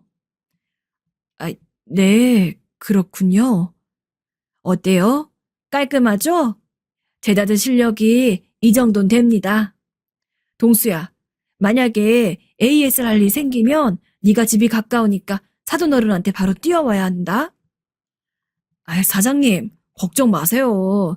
사장님 사돈 되시는 분인데 당연히 제가 가야죠. 시어머니는 이미 어머니의 기에 완전히 눌린 상황이었습니다. 그럴 수밖에 없죠. 시어머니도 아마 저희 어머니가 혼자 오거나 기껏해야 한두 명 정도 보조 인력을 데려오는 걸 생각했을 텐데 무려 3년에서 10년 가까이 도배를 배운 제자들을 몇십 명이나 데려올 줄은 꿈에도 몰랐을 테니까요. 게다가 그 제자분들은 이미 전부 독립을 해서 각자 자기만의 도배를 하시는 분들이었습니다. 한마디로 단 한 명도 빼지 않고 전부 도배 쪽에서는 전문가라고 불릴 수 있는 만한 인력들이 시댁에 죄다 모인 거였어요. 시어머니 역시 그걸 모르지 않았기에 꿀먹은 벙어리처럼 말을 아꼈습니다. 전문가들을 한 손으로 부리는 어머니 앞에서 시어머니가 무슨 말을 할 수 있겠어요. 시어머니는 분명 자기가 어머니를 도배 부탁으로 부르면 본인이 원하는 대로 어머니를 찍어 누르며 상황을 휘두를 수 있을 거라고 생각했겠지만 현실은 아니었습니다. 나중에 어머니한테 슬쩍 들어본 건데 원래 다 같이 이렇게 모일 수 있을 만큼 시간이 널널하신 분들이 아닌데도 어머니가 시어머니 이야기를 하면서 사정을 설명하자 다들 원래 잡혀있던 예약까지 옮겨가면서 이날을 위해서 다 모인 거라고 하더라고요. 아마 시어머니가 이 부분까지 알았다면 더욱 깜짝 놀랐을 겁니다. 굳이 이런 것까지 구구절절 설명하지 않은 이유는 이미 시어머니가 충분히 기가 죽은 상태였기 때문이었어요. 사돈, 이쪽 방도 보세요. 어때요? 도배는 마음에 드시나? 네, 깔끔하고 괜찮네요. 당연히 그래야죠. 이래봬도 여기 이놈은 도배로 한 달에 1,000만 원 정도 버는 애고 저놈은 한 1,500 되려나? 사실 사돈집 정도는 나 혼자 와도 충분한데 사돈이 도배를 궁금해하는 것 같기도 해서 일부러 데려온 거예요. 시어머니는 자기가 무시하고 있던 도배 전문가가 한 달에 1,000대의 돈을 번다고 하니 믿기지가 않는 듯한 눈이었습니다. 그 타이밍에 맞춰 한 남자가 에이, 스승님은 저희의 배는 더 많이 버시잖아요. 라고 이야기하는 통에 시어머니는 잔뜩 얼빠진 표정을 했죠. 예끼, 그거야 잘 벌 때나 그런 거고. 나도 요새는 자네들이랑 비슷하지 뭐. 아무튼 사돈, 이제 볼 일은 더 없죠? 네. 네, 우리 딸한테 들었는데 사돈이 내 생각해서 특별히 돈 더 많이 준다는 이야기를 했다더만. 가격 알려줄 테니까 거기에 사돈이 성의껏 더 넣어주쇼. 아이고, 이번 달은 사돈 덕에 몇백 더 벌었네. 그리 큰 돈은 아니지만. 그러고 보니 사돈 어른도 도배하는 거 직접 봤는데 이참에 나 따라서 도배라도 한번 배워보는 게 어때요? 사돈처럼 늙음하게 일 없이 집에만 있고 그러면 골병 들기 십상입니다. 나도 특별히 사돈이니까 아낌없이 노하우 잔뜩 알려줄 테니 관심 있으면 연락하쇼. 사돈, 저는 이런 쪽에 어떤 일이든 처음엔 다 어렵죠.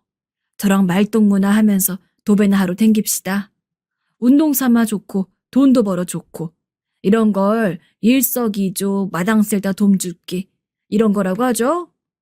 사돈, 저는 언제나 열려 있으니까 연락 주세요. 자, 그럼 전 이만 갑니다. 딱 자기가 한 그대로 어머니에게 비꼼을 돌려받은 시어머니는 어머니가 남자들을 데리고 밖으로 나갈 때까지 아무런 말도 하지 못했습니다. 그때 시어머니 표정을 생각하면 진짜 천년 묵은 채증도 싹 내려갈 정도예요. 그 이후 시어머니는 전처럼 저희 어머니를 무시하는 발언을 절대 하지 않습니다. 그리고 이전보다 훨씬 더 저희 어머니에게 예의 바르게 말을 하고 있어요. 그 모습을 보니 시어머니도 나름대로 그날 느낀 점이 있는 것 같습니다. 어머니에게 사과를 하지 않은 것이 마음에 걸리긴 하지만 그래도 시어머니가 더 이상 어머니를 무시하지 않으니 전 너무 행복하고 좋아요. 부디 시어머니가 이대로 마음을 제대로 고쳐먹고 더 이상 남을 무시하지 않았으면 좋겠습니다. 그리고 이 모든 것을 계획하며 한 방에 보여주신 어머니, 존경하고 늘 사랑합니다. 생각해보면 시어머니는 처음부터 저를 그렇게 좋아하지 않았습니다. 그래도 그때는 어떻게든 남편과 결혼을 하고 싶어서 최대한 시어머니에게 저를 맞추려고 노력을 해왔고, 시어머니가 저를 그다지 좋아하지 않는 것도 어느 정도 이해하는 편이었어요. 왜냐하면 객관적으로 봐도 남편과는 다르게 전 그렇게 조건이 좋지가 않았거든요. 시댁은 그래도 그럭저럭 부유하게 사는 편이었는데 저희 집은 그냥 말 그대로 평범한 가정이었고 심지어 직업 자체를 봐도 남편은 저보다 돈도 훨씬 많이 벌었으며 전 그냥 일반적인 회사에 다니는 직장인에 불과했죠. 그러니 시어머니 입장에서는 제가 눈에 찰 리가 없었습니다. 왜냐하면 남편이 이전에 이야기해줬는데 시어머니는 언제나 남편에게 꼭 너랑 비슷한 수준의 여자를 만나야 한다. 라며 자주 이야기를 해오신 모양이더라고요. 근데 비슷한 수준의 여자는커녕 훨씬 더 뒤떨어지는 제가 온 거죠. 그렇다고 제가 몸매가 좋거나 얼굴이 예뻤으면 몰라도 그것마저도 그냥 남들과 별다를 게 없었습니다. 내가 너 같은 애랑 결혼시키려고 우리 아들 이렇게 힘들게 키운 줄 알아? 아유, 이런 얘기 어떻게 들릴지 모르겠지만 나는 사자 직업 가진 여자애 아니면 결혼 안 시키려 했다. 면전에다 대고 이런 말까지 들었으니 시어머니가 저를 얼마나 마음에 들어하지 않았는진 정말 뻔한 이야기였죠. 솔직히 그런 말을 듣고서 마음이 아프지 않았다면 거짓말입니다. 그래도 저도 나름대로 집에서는 사랑받고 자란 딸인데 그런 이야기를 듣는 것이 어떻게 좋을 수가 있겠어요. 머리로는 그래, 남편이 나보다 훨씬 더 환경도 좋고 생긴 것도 괜찮고 심지어 능력까지 좋으니 시어머니로서 당연히 마음에 들지 않을 수 있지. 내가 그냥 이해하고 넘어가자. 라고 생각은 하지만 가슴으로는 아니 아무리 그래도 그렇지 어떻게 바로 앞에서 저런 이야기를 하실 수가 있는 거야? 라는 불만과 화가 쌓였습니다. 그럼에도 결혼을 강행한 것은 그만큼 남편이 좋았기 때문이고 또 막상 결혼을 해서 진짜 며느리가 되면 시어머니도 저를 대하는 행동에 달라질 거란 기대 때문이었어요. 그래, 아무리 내가 밉고 별로여도 그래도 한 가족이 된 이상 나를 깎아내리진 않겠지. 그건 사실상 제 남편이나 시부모님 본인을 깎아내리는 것과 똑같은 이야기였으니까요. 그러나 전 남편과 결혼을 유지하는 3년 동안 진짜 시어머니 때문에 별의별 일을 다 겪어왔습니다. 우리 시집살이라고 이야기하잖아요. 시어머니는 결국 제가 남편과 결혼을 완벽하게 생각하고 있는 이상 차라리 시집살이 시켜서라도 제 길을 꺾으려고 했는지 뭔지 진짜 결혼을 하고 신혼집에 들어간 첫날부터 시댁에 불려가서는 얘, 이것 좀 설거지 도와줘라. 내가 아파서 다 못하겠다. 라는 말에 시댁의 집안일을 다 해주고 와야 했습니다. 아니 엄마, 우리 결혼한 지 이제 얼마 되지도 않았는데 갑자기 이렇게 불러서 집안일 시키면 어떡해. 이 사람 불편하잖아. 아니, 이젠 내 가족이 된 건데 시어머니로서 편하게 며느리 집안일도 못 시키니? 너 그런 식으로 네 아내 편들 거면 넌 집에 가라. 암튼 사내 새끼가 꽉 잡혀 살기는 아주 망신스럽다, 망신스러워. 남편이 중간에서 중재를 하려는 모습을 보이긴 했지만 소용없었습니다. 그리고 자존심이겠지만 전 시어머니의 그런 행동에 지고 싶지가 않았습니다.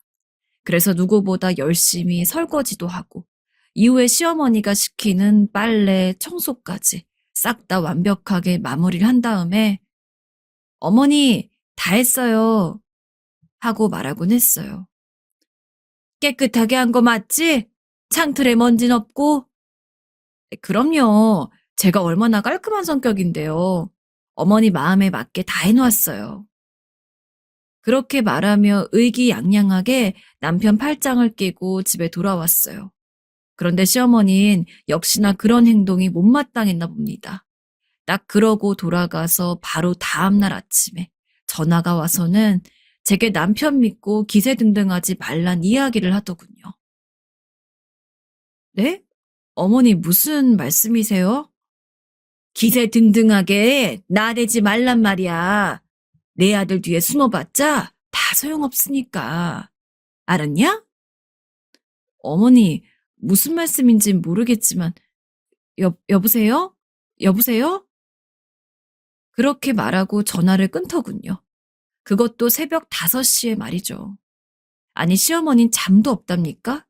어떻게 그 시간에 일어나서는 저한테 그런 전화를 할 생각을 했는지, 그 뒤에 무언가 다른 이야기가 있던 것도 아니에요. 시어머니는 딱 그 이야기만 한 뒤에 전화를 끊었거든요.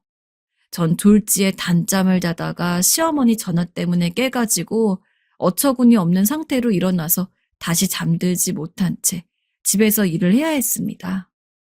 이런 정도로만 그쳤다면 제가 이렇게까지 시어머니에게 안 좋은 감정이 있진 않았을 거예요. 남편에게는 남동생이 둘이 있었고 그 둘 다 결혼을 했기 때문에 제게는 동서가 2명이 있었어요. 근데 결혼하고 나서 명절이라든가 아무튼 시댁에 갈 일이 있어서 보면 시어머니인 동서들은 진짜 예뻐했거든요. 뭐 그럴만 했어요. 동서들은 얼굴도 예쁘고 몸매도 괜찮았고 집안 환경이며 본인들 직업까지 딱 시어머니가 좋아하는 이상형에 가까웠거든요. 우리 아가 왔니? 어여 와라. 예, 첫째야, 뭐하니? 물이랑 과일 내와야지. 얘네 목마르겠다. 아, 네, 어머님. 단 시어머니가 유일하게 싫어하는 며느리는 저였습니다. 부려먹는 며느리였죠. 그런데 웃기고 서글펐던 건 그것 때문인지 이상하게 동서들도 저를 그렇게 반기지 않는 느낌이었어요. 솔직히 저를 싫어하는 건 시어머니지 동서들이 저를 반기지 않을 이유가 없었는데 전 그 이유가 궁금했죠. 하지만 직접적으로 대놓고 묻기도 힘든 상황이었던지라 그렇게 동서들과 애매모호한 관계를 이어가는 것이 지속되었습니다. 그러던 어느 날 정말 우연치 않은 기회로 첫째 동서와 이야기를 나눌 수 있게 되었어요. 동서, 이렇게 이야기하게 된 김에 툭 터놓고 물어볼게. 나를 불편해하는 이유가 뭐야? 솔직히 어머님이 날 싫어하는 건 결혼 전부터 있었던 일인지라 이해하지만 내가 혹시 동서한테 잘못한 거 있는 거야? 제 질문에 우물쭈물하는 것이 딱 봐도 시어머니한테 뭔가 들은 내용이 있는 것 같더라고요. 그래서 저는 절대로 시어머니에게 이야기하지 않을 테니 나한테만 말해봐라. 행동은 굳이 바꾸지 않아도 괜찮다. 내가 진짜 감쪽같이 못 들은 척하고 있을 거라면서 설득을 하니까 동서가 그제서야 이야기를 꺼냈는데 진짜 충격적이었습니다. 제가 남편과 결혼을 하고 얼마 안 지나서 시어머니가 저 몰래 동서들만 따로 부른 날이 있다고 합니다. 어머님, 무슨 일로 부르셨어요? 아휴, 내가 처치 때문에 못 살겠다. 네? 형님이요? 그러더니 그 앞에다 대고 제 욕을 그렇게 했다고 하더군요. 제가 무슨 동서들이 집안 잘 사는 것을 알고서 돈을 빌려달라고 할 수도 있다느니 염치도 없는 여자라서 아무것도 가진 것 없는 주제에 그냥 동서들이 손 아랫사람이란 이유 하나만으로 마구잡이로 부려먹을 사람이라느니 하면서 저랑 친하게 지내지 말란 식으로 말을 했다고 하더라고요. 그러니 조심해야 한다. 니들도. 알았지? 이 시애미 말 들어서 나쁠 게 없어. 아, 네, 어머님. 그리고 동서들에게 있어선 좋은 시어머니였기에 동서들은 어머님이 괜히 그런 말을 할 이유가 없다고 생각을 해서 그 말만 하나 듣고서 저를 피해왔던 겁니다. 이러니 제가 어이가 있을 리가 있나요? 동서, 아까 이야기했듯이 나랑 친하게 안 지내도 괜찮아. 근데 어머님 말씀이 다 거짓말이라는 건 알려줘야겠다. 난 설마 어머님이 뒤에서 그런 식으로 이야기하고 다닐 줄은 꿈에도 몰랐네. 난 동서네 집안이 잘 사는 것도 그렇게 안 지가 오래 안 됐고 설사 처음부터 알았다고 해도 그런 거 관심도 없어. 난 큰돈이 필요한 사람도 아니고. 물론 동서 입장에서는 오래도록 동서한테 잘해주는 시어머니 말이 더 믿음이 가겠지만 나로서도 다른 것도 아닌 그런 모함을 들으면서 이제 가족이 된 사람들이랑 불편하게 지내고 싶지 않아. 동서가 최소한 나에 대한 그런 오해는 안 했으면 좋겠어. 솔직히 시어머니에게 따지고 싶었습니다. 시어머니 입장에서는 제가 동서들한테 악영향을 끼칠까봐 그렇게 미리 이야기한 거겠지만 제가 무슨 병균이나 역병도 아니고 설마 한 가족이 됐는데 그렇게 염치 없이 굴겠어요? 저에 대해서 잘 알지도 못하면서 그저 제가 남편보다 여러모로 뒤떨어진다는 이유 하나만으로 그렇게 저를 나쁜 사람으로 모함을 한 시어머니를 용서할 수 없었습니다. 그 사건을 계기로 시어머니에게 점점 마음을 떼었던 것 같아요. 물론 그 이후에도 만약 좋은 일이 있었다면 아무리 시어머니에게 많이 실망을 했을지언정 그래도 가족인데 저도 조금씩 마음을 풀 수 있었을 겁니다. 그러나 시어머니는 저한테 잘 대해줄 기색은 전혀 보이지 않았죠. 언제 한 번은 기가 막히게도 이런 일이 있었습니다. 제가 시어머니 심부름으로 시어머니의 비싼 옷들을 드라이클리닝 맡긴 적이 있었어요. 그런데 옷 하나가 완전히 우그러진 겁니다. 시어머니는 당연히 난리가 났죠. 아니, 이 비싼 옷을 이렇게 망가뜨리면 어떡하겠다는 거야? 제가 드라이 클리닝을 한 것도 아니고 제가 한 건 그냥 세탁소에 옷을 맡긴 죄밖에 없는데 이상하게 그 분노는 모두 저에게 쏟아지더라고요. 그래도 제가 무슨 힘이 있나요? 그냥 입 다물고서 가만히 고개만 숙이고 시어머니의 화가 끝나길 기다리고 있었습니다. 그러나 시어머니는 그렇게 분풀이를 하고도 풀리는 게 없는지 갑자기 제 어깨를 검지손가락으로 툭툭 밀치면서 이 옷 똑같은 걸로 네가 다시 사놓으렴. 이라는 겁니다. 설마 제 돈으로 사라는 건가 싶어서 저도 모르게 제 돈으로요? 라고 물었더니 뭐 당연한 이야기를 그렇게 하니?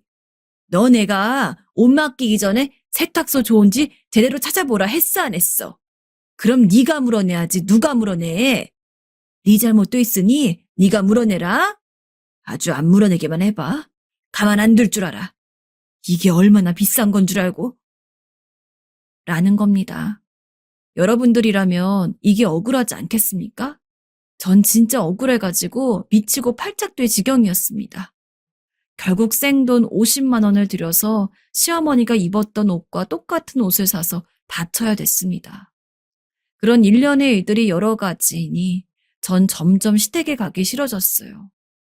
마음이 도통 따라가질 않았죠. 남편이 우리 오랜만에 집에 한번 들리자 라고 이야기하면 당신만 가라고 난 가기 싫다며 거부했죠. 남편도 시어머니가 저를 그런 식으로 괴롭힌다는 것을 알고 있어서인지 그럴 때면 별말 없이 알겠어. 나만 갔다 올게. 라고 했어요. 남편이 저를 굳이 더 건드리진 않았다는 게 유일한 위안이었습니다. 그러나 사실 안 가면 안 가는 대로 신경이 쓰였어요. 왜냐하면 시어머니 성격상 분명 아니, 얘는 며느리가 돼서는 시댁에 안 오겠다고 한 거야? 라며 저를 가열차게 씹어대고 있을 것이 분명했거든요. 아무리 제 귀에 들리지 않는다지만 시어머니가 제 뒷담화를 하는 것이 확실한 상황에서 제가 없는 자리에서 그런 뒷말이 도는 게 불편하지 않을 순 없었습니다. 하지만 이것저것 재봐도 그냥 차라리 뒷말이 도는 게 얼굴 보고 스트레스 받는 것보다는 나을 것 같았단 판단이 들었기에 꼿꼿하게 가지 않았지만요. 그렇게 한 3년간을 시달리다가 한 2년 정도는 시어머니와 제대로 대화 한번 안 하는 지경에 이르게 됩니다. 그때는 남편도 좀 심각성을 느꼈는지 여보, 원래 어른들이 다 그렇잖아. 내가 엄마한테 한번 제대로 이야기를 해볼 테니까 당신도 마음 좀 풀고 이번엔 집에 같이 가자. 라고 했습니다. 남편한텐 별다른 유감이 없었고 실제로 남편이 얼마나 중간에서 고생하는진 알았기 때문에 그래, 남편 얼굴 봐서라도 한 번은 가자. 라고 마음을 먹고 다시 중요한 날엔 시댁을 방문하기 시작했어요. 어머님, 저 왔어요. 그간 잘 지내셨어요? 아이고, 귀한 며느리 왔구나. 귀한 며느리 왔어. 그래, 와줘서 고맙다. 내가 너 없어서 집안일 다 하느라 무척 힘들긴 했다만, 뭐 어쩌겠니? 내가 네 비위를 맞추고 살아야지. 그지? 물론 예상했던 대로 시어머니는 은근슬쩍 저를 비꼬면서 제가 진짜 천하에 둘도 없는 못된 며느리인 것처럼 이야기하긴 했지만 이런 것들도 적응이 된다고 하도 시어머니한테 당한 게 많아서인지 이제 그런 말로만 하는 이야기 정도는 그냥 한 귀로 듣고 한 귀로 흘릴 수 있는 지경이 되었더라고요. 그렇게 여전히 시어머니와 좋지 않은 관계를 유지하던 때에 코로나가 심하게 터졌습니다. 덕분에 저희는 물론이고 도련님도 시댁에 방문하기가 힘든 상황이 되었죠. 솔직히 코로나 때문에 불편한 게 이만저만이 아니었지만 시댁에 가지 않아도 된다는 거 하나만은 진짜 너무너무 행복했습니다. 하지만 그렇다고 해서 마냥 코로나가 끝날 때까지 아무것도 안 할 수는 없었던지라 설에 정말 오랜만에 시댁에 한번 내려갔었어요. 보통 오랜만에 사람들을 만나면 반갑거나 그래야 되는데 시댁 사람들 중에 친한 사람도 없고 그냥 가자마자 집에 다시 돌아가고 싶다는 생각만 물씬 들더군요. 그런 저는 본체도 안 하고 시어머니인 제 남편 그리고 도련님들과 동서들한테만 열심히 반가운 기색을 보였고요. 이번에 설날은 다른 날들보단 나았지만 역시나 저는 투명인간 취급을 당하는 시간이었습니다. 시어머니는 이것도 좀 먹어보렴 하면서 남편, 도련님들, 동서들한텐 이것저것 반찬을 밀어다 주고 그랬는데 유일하게 저에게만 아무런 얘기를 하지 않았거든요. 심지어 제가 젓가락을 가져다 대고 있는 반찬 그릇을 싹 빼서는 아무렇지도 않은 척 뻔뻔하게 제 남편 앞으로 놔주는데 많이 먹어야 한다. 넌 살쪘으니 이참에 고기 먹지 말고 살 빼라. 라는 말에 더 돌아버리는 줄 알았습니다. 남편조차도 그걸 눈치채고서 제 눈치를 볼 정도였거든요. 근데 제가 그런 움직임을 몰랐겠습니까? 그냥 싸우기도 싫고 어처구니가 없어서 아무 말도 안 했을 뿐이지 진짜 시어머니는 달라진 게 하나 없다는 걸 그때 다시 한번 느꼈습니다. 나 이번 추석에는 설사 시댁에 모인다고 해도 절대 안 갈 거야. 그렇게 알아. 그래, 미안해. 내가 우리 엄마도 참. 그냥 참고 넘어갔던 한계가 있지. 매번 갈 때마다 그런 식으로 사람을 개무시라 하는데 시댁에 가고 싶을 이유가 어디 있겠습니까? 그래서 저는 남편에게 당당하게 이야기했습니다. 사실상 이번에 다녀온 설날이 제가 마지막으로 시댁을 방문하는 날이 될 거라고. 추석엔 절대 안 가겠다고 말이죠. 남편은 자기가 미안하다며 쩔쩔맸고 그 뒤로 시어머니에게 안부 전화 같은 거 하나 안 한 채 그냥 집에선 남편과 단 둘이서만 살았습니다. 그러다 보니 시간이 흘러서 추석이 되었어요. 그런데 그날 일이 터졌습니다. 진짜 이제 시어머니에게 더 화를 낼 것도 실망할 것도 없다고 생각했는데 어쩌면 이렇게 매 순간 다른 모습을 보여주시는지 어떤 의미에서는 대단하세요. 제 시어머니도. 그리고 저 역시 그날 해선 안 될 행동을 크게 저질러 버렸어요. 명절 안 간다 했잖아. 어머님 얼굴 안 보고 싶다고. 이번만 가면 안 돼? 분명 당신 안 오면 어머니가 크게 노하실 것 같은데. 나도 중간에서 힘들다. 안 가려 했지만 남편이 워낙 가자고 졸라대기도 했고 동서들도 와달라 하기에 전 진짜 울며 겨자 먹기로 추석에 시댁을 갈 준비를 해야 했습니다. 당장 그나마 얼굴 자주 보는 도련님들이나 동서들이랑도 그렇게 친하지 않은 상황에서 제가 시댁 쪽 친척들을 반길 리가 있나요? 정말 도살장에 끌려가는 돼지가 된 기분이었습니다. 추석 되기 전부터 제 기분이 가라앉은 걸 알았는지 남편은 어떻게든 제 기분을 풀어주려고 했지만 애초에 남편이 해서 풀릴 기분이었다면 시어머니에게 이렇게 화가 나 있지도 않았을 거예요. 추석 전까지 어떻게든 시댁에 가지 않을 수 있는 방법이 있나 찾아보려고 했습니다. 진짜 이런 생각 나쁘다는 건 아는데 차라리 제가 코로나에 걸리고 싶은 심정이었어요. 설마 시어머니도 미치지 않은 이상 코로나에 걸렸다는데 저를 그 자리에 부를 일은 없잖아요. 그러나 결국 추석까지 아무런 대책도 세우지 못한 채 전 하는 수 없이 남편을 따라서 시댁에 방문을 해야 했습니다. 정말 제 인생에서 시댁에 가는 건 설날이 마지막일 거라고 생각했는데 아무튼 추석에 가니까 평소와는 다르게 진짜 사람들이 많았습니다. 얼굴 한번 제대로 본 적 없던 시댁 쪽 친척까지 와 있는 상황이라 인사를 하는 데만 해도 엄청 오래 걸리더라고요. 근데 이상한 점이 하나 있었습니다. 분명 평소 같았으면 친척들과 인사하는 자리에서도 어떻게든 저를 깎아내리며 제 욕을 했을 시어머니가 아무런 행동도 취하지 않는 겁니다. 그냥 제가 왔는지만 흘낏 눈을 돌려서 확인하더니 다시 등을 돌려서는 본인 할 일을 하고 있었죠. 아니, 어머님이 왜 저러시지? 이미 몇 년간 어머님의 말 같지도 않은 행동을 많이 봐왔던 저에게는 너무나 놀라운 사건이었습니다. 시어머니는 그동안 저를 이미 알고 있는 사람이든 혹은 저를 잘 모르는 사람이든 일단 다른 사람이 자리에 있으면 절 욕하지 못해서 안달이 나 계셨거든요. 옛 며느리로서 하나도 준비가 돼 있지 않다느니, 집도 못 살고 가진 것도 없다느니, 면전에다 대고 그런 욕을 하는 게 일상이었던 시어머니가 이렇게까지 제게 아무런 말도 하지 않고 조용했던 게 처음이었습니다. 전 얼떨떨해 하면서도 내 집 남편이 그 사이에 뭐라고 했나 라는 생각을 했어요. 물론 시어머니가 남편 말을 잘 듣는 사람은 아니었지만 그래도 지금까지 남편이 해온 것이 있기 때문에 이번에야말로 시어머니도 정신을 차린 건가 싶었죠. 그렇게 시댁에 오기 싫어했었는데 시어머니가 아무런 행동도 취하지 않으니 저 역시 시댁에 오는 게 그렇게 나쁘지만은 않았습니다. 그래서 이전과는 다르게 조금 더 열심히 요리도 했고 친척들이랑 가족들 같이 먹을 상도 힘내서 차렸어요. 동서들이랑도 거의 남편과 결혼하고 난생 처음이라고 해도 과언이 아닐 정도로 얘기를 꽤 나눴습니다.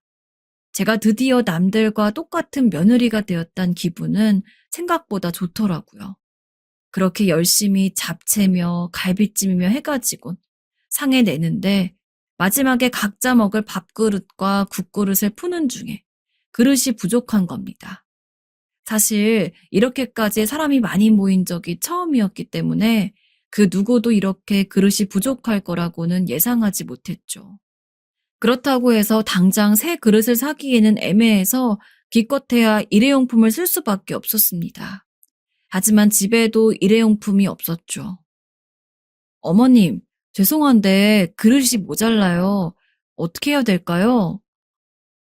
동서들과 같이 머리를 맞대어 보았지만 별다른 좋은 방법이 생각나지 않았기 때문에 우선 동서가 시어머니에게 물어봤습니다. 일단 열려있는 가게라도 찾아서 일회용 그릇이라도 사와야 했으니까요. 그런데 시어머니가 오더니 비어있는 그릇이 있다면서 전 모르던 장에서 그릇 몇 개를 더 꺼내더군요. 그리고 동시에 개밥 그릇도 하나 꺼냈습니다. 개밥 그릇은 왜 꺼내시지? 거실 하나 놓여 있는데. 솔직히 개밥 그릇을 꺼낼 때까지만 해도 별 생각이 없었습니다. 왜냐하면 시어머니는 강아지를 한 마리 키우고 있었고 이미 사료가 담겨있는 밥그릇 하나 있긴 했지만 시어머니가 필요하니까 그 그릇을 새로 꺼냈을 거라고 생각했거든요. 그런데 시어머니가 다른 사람용 그릇과 개밥 그릇을 물에 씻더니 개밥 그릇에도 사람 먹는 밥을 펐을 때는 저도 놀랄 수밖에 없었습니다. 아니 대체 왜 개밥 그릇에 사람 먹는 밥을 펐는지. 그러나 얼결에 시어머니 뒤를 따라서 거실에 있는 상에 갔을 때 전 시어머니가 왜 그 그릇을 꺼냈는지를 그 누구보다 절실히 깨달을 수 있었습니다. 깨끗하게 씻어서 괜찮으니까 넌 여기다 밥 먹어라. 뭐라고요? 개밥 그릇에 먹으라고요? 그래, 왜 싫으니? 아니, 개만도 못한 것들은 원래 이런 데다가 밥을 먹어야 되는 거야. 참나, 너 네 남편한테 듣자니 명절날 안 오려 했다며. 기가 막혀. 어디 개만도 못한 게 주인을 알아보지도 못하고 기어오르려 해? 자, 이 밥그릇으로 알아라. 이게 네 위치고 주제다. 유치하게도 시어머니는 그 와중에도 저를 엿먹이려고 일부러 개밥 그릇을 꺼낸 거였죠. 시어머니가 그릇을 꺼내오는 장면은 보질 못했는데 분명히 그 안에 사람용 그릇도 더 있었을 겁니다. 일단은 겨우 끓어오르는 화를 참은 저는 그냥 속이 안 좋아서 밥을 안 먹을 거란 식으로 이야기를 하면서 넘겼습니다. 그리고서 남편 옆에 앉아서 술만 홀짝홀짝 대고 남편이 가끔씩 먹여주는 반찬으로 안주를 삼았는데 술이 올라서인지 진짜 너무 화가 나더라고요. 그래서 평소 주량보다 훨씬 더 오버해서 마셨습니다. 그 술이라도 마시지 않으면 저에게 개밥 그릇을 내밀었던 시모의 얼굴이 생각이 나서 견딜 수가 없을 것 같았습니다. 술김에 터질 게 터지는 순간이 그리고 찾아왔습니다. 아무리 내가 마음에 안 들어도 그렇지. 한가족인데도 그런 식으로 치졸하게 자꾸 엿먹이고 그러는 거 어른으로서 부끄럽지도 않아요? 너 지금 뭐라고 하는 거니? 어떻게 사람한테 개밥 그릇 해주면서 밥을 먹으라고 할 수 있어요? 어머니, 제가 개예요? 개냐고요? 동서들은 온전한 그릇 주고 나한테는 개밥 그릇 주고 오늘 진짜 개가 어떻게 행동하는지 한번 보실래요? 너 지금 어른들 다 계시는데 무슨 버르장머리야? 아무리 배운 거 없다고 해도 기본 예의는 갖춰야지. 예의? 웃기고 자빠졌네. 그럼 예의 있고 배운 사람이 며느리한테 개밥 그릇에 밥 먹으라고 해요? 사실 그날의 기억이 아주 선명하진 않지만 그렇다고 해서 필름이 완전히 끊기지도 않은 상황이었습니다. 전 시어머니에게 고래고래 소리를 지르며 욕을 하고 다른 사람이 말리기도 전에 시어머니에게 달려들어서는 시모 입술과 볼 딱지 사이를 진짜 맹견처럼 물어버렸어요. 나한테 개밥 그릇에 밥을 줬으니 내가 진짜 개가 뭔지 보여주겠다고 말이죠. 당연히 그날 모인 친척들이며 도련님들, 동서들까지 다 난리가 났습니다. 시어머니는 제게 물린 곳에 피가 난 것은 물론이고 병원에 가서도 무려 5바늘이나 꼬맬 정도의 상처를 얻었습니다. 잘못하면 흉터가 남을 수도 있다고 하더군요. 그리고 남편은 그 아수라장 속에서 저를 챙겨서 집에 올라왔습니다. 하지만 다음 날 제가 일어나자마자 저한테 잔뜩 화가 나서 뭐라고 하더군요. 아무리 우리 엄마한테 쌓인 게 많다고 해도 그런 식으로 행동하면 어떡해? 정말 진짜 내가 창피해서 못 살겠다. 물론 제가 잘못한 건 맞다고 생각을 합니다. 하지만 제가 이렇게까지 되기까지 시어머니가 얼마나 많은 일조를 했습니까? 시어머니가 저한테 잘해주는 걸 바란 것도 아니에요. 그냥 평범한 며느리처럼만 대해줬어도 전 그래도 며느리로서 할 도리를 다 했을 겁니다. 애초부터 날 이렇게 만든 사람이 시어머니 아닌가요? 덕분에 저는 남편과 냉전 관계를 유지하고 있어요. 이 관계를 회복하려면 제가 시어머니에게 사과를 해야 하는데 죽어도 하기 싫습니다. 하지만 그렇다고 남편과 계속 이렇게 살고 싶진 않아요. 어떻게 해야 할까요? 정말 이혼만이 답일까요? 이렇게 이혼하는 게 맞을까요? 너무도 지치고 지칩니다. 제발 제게 어떤 말로든 도움을 주세요.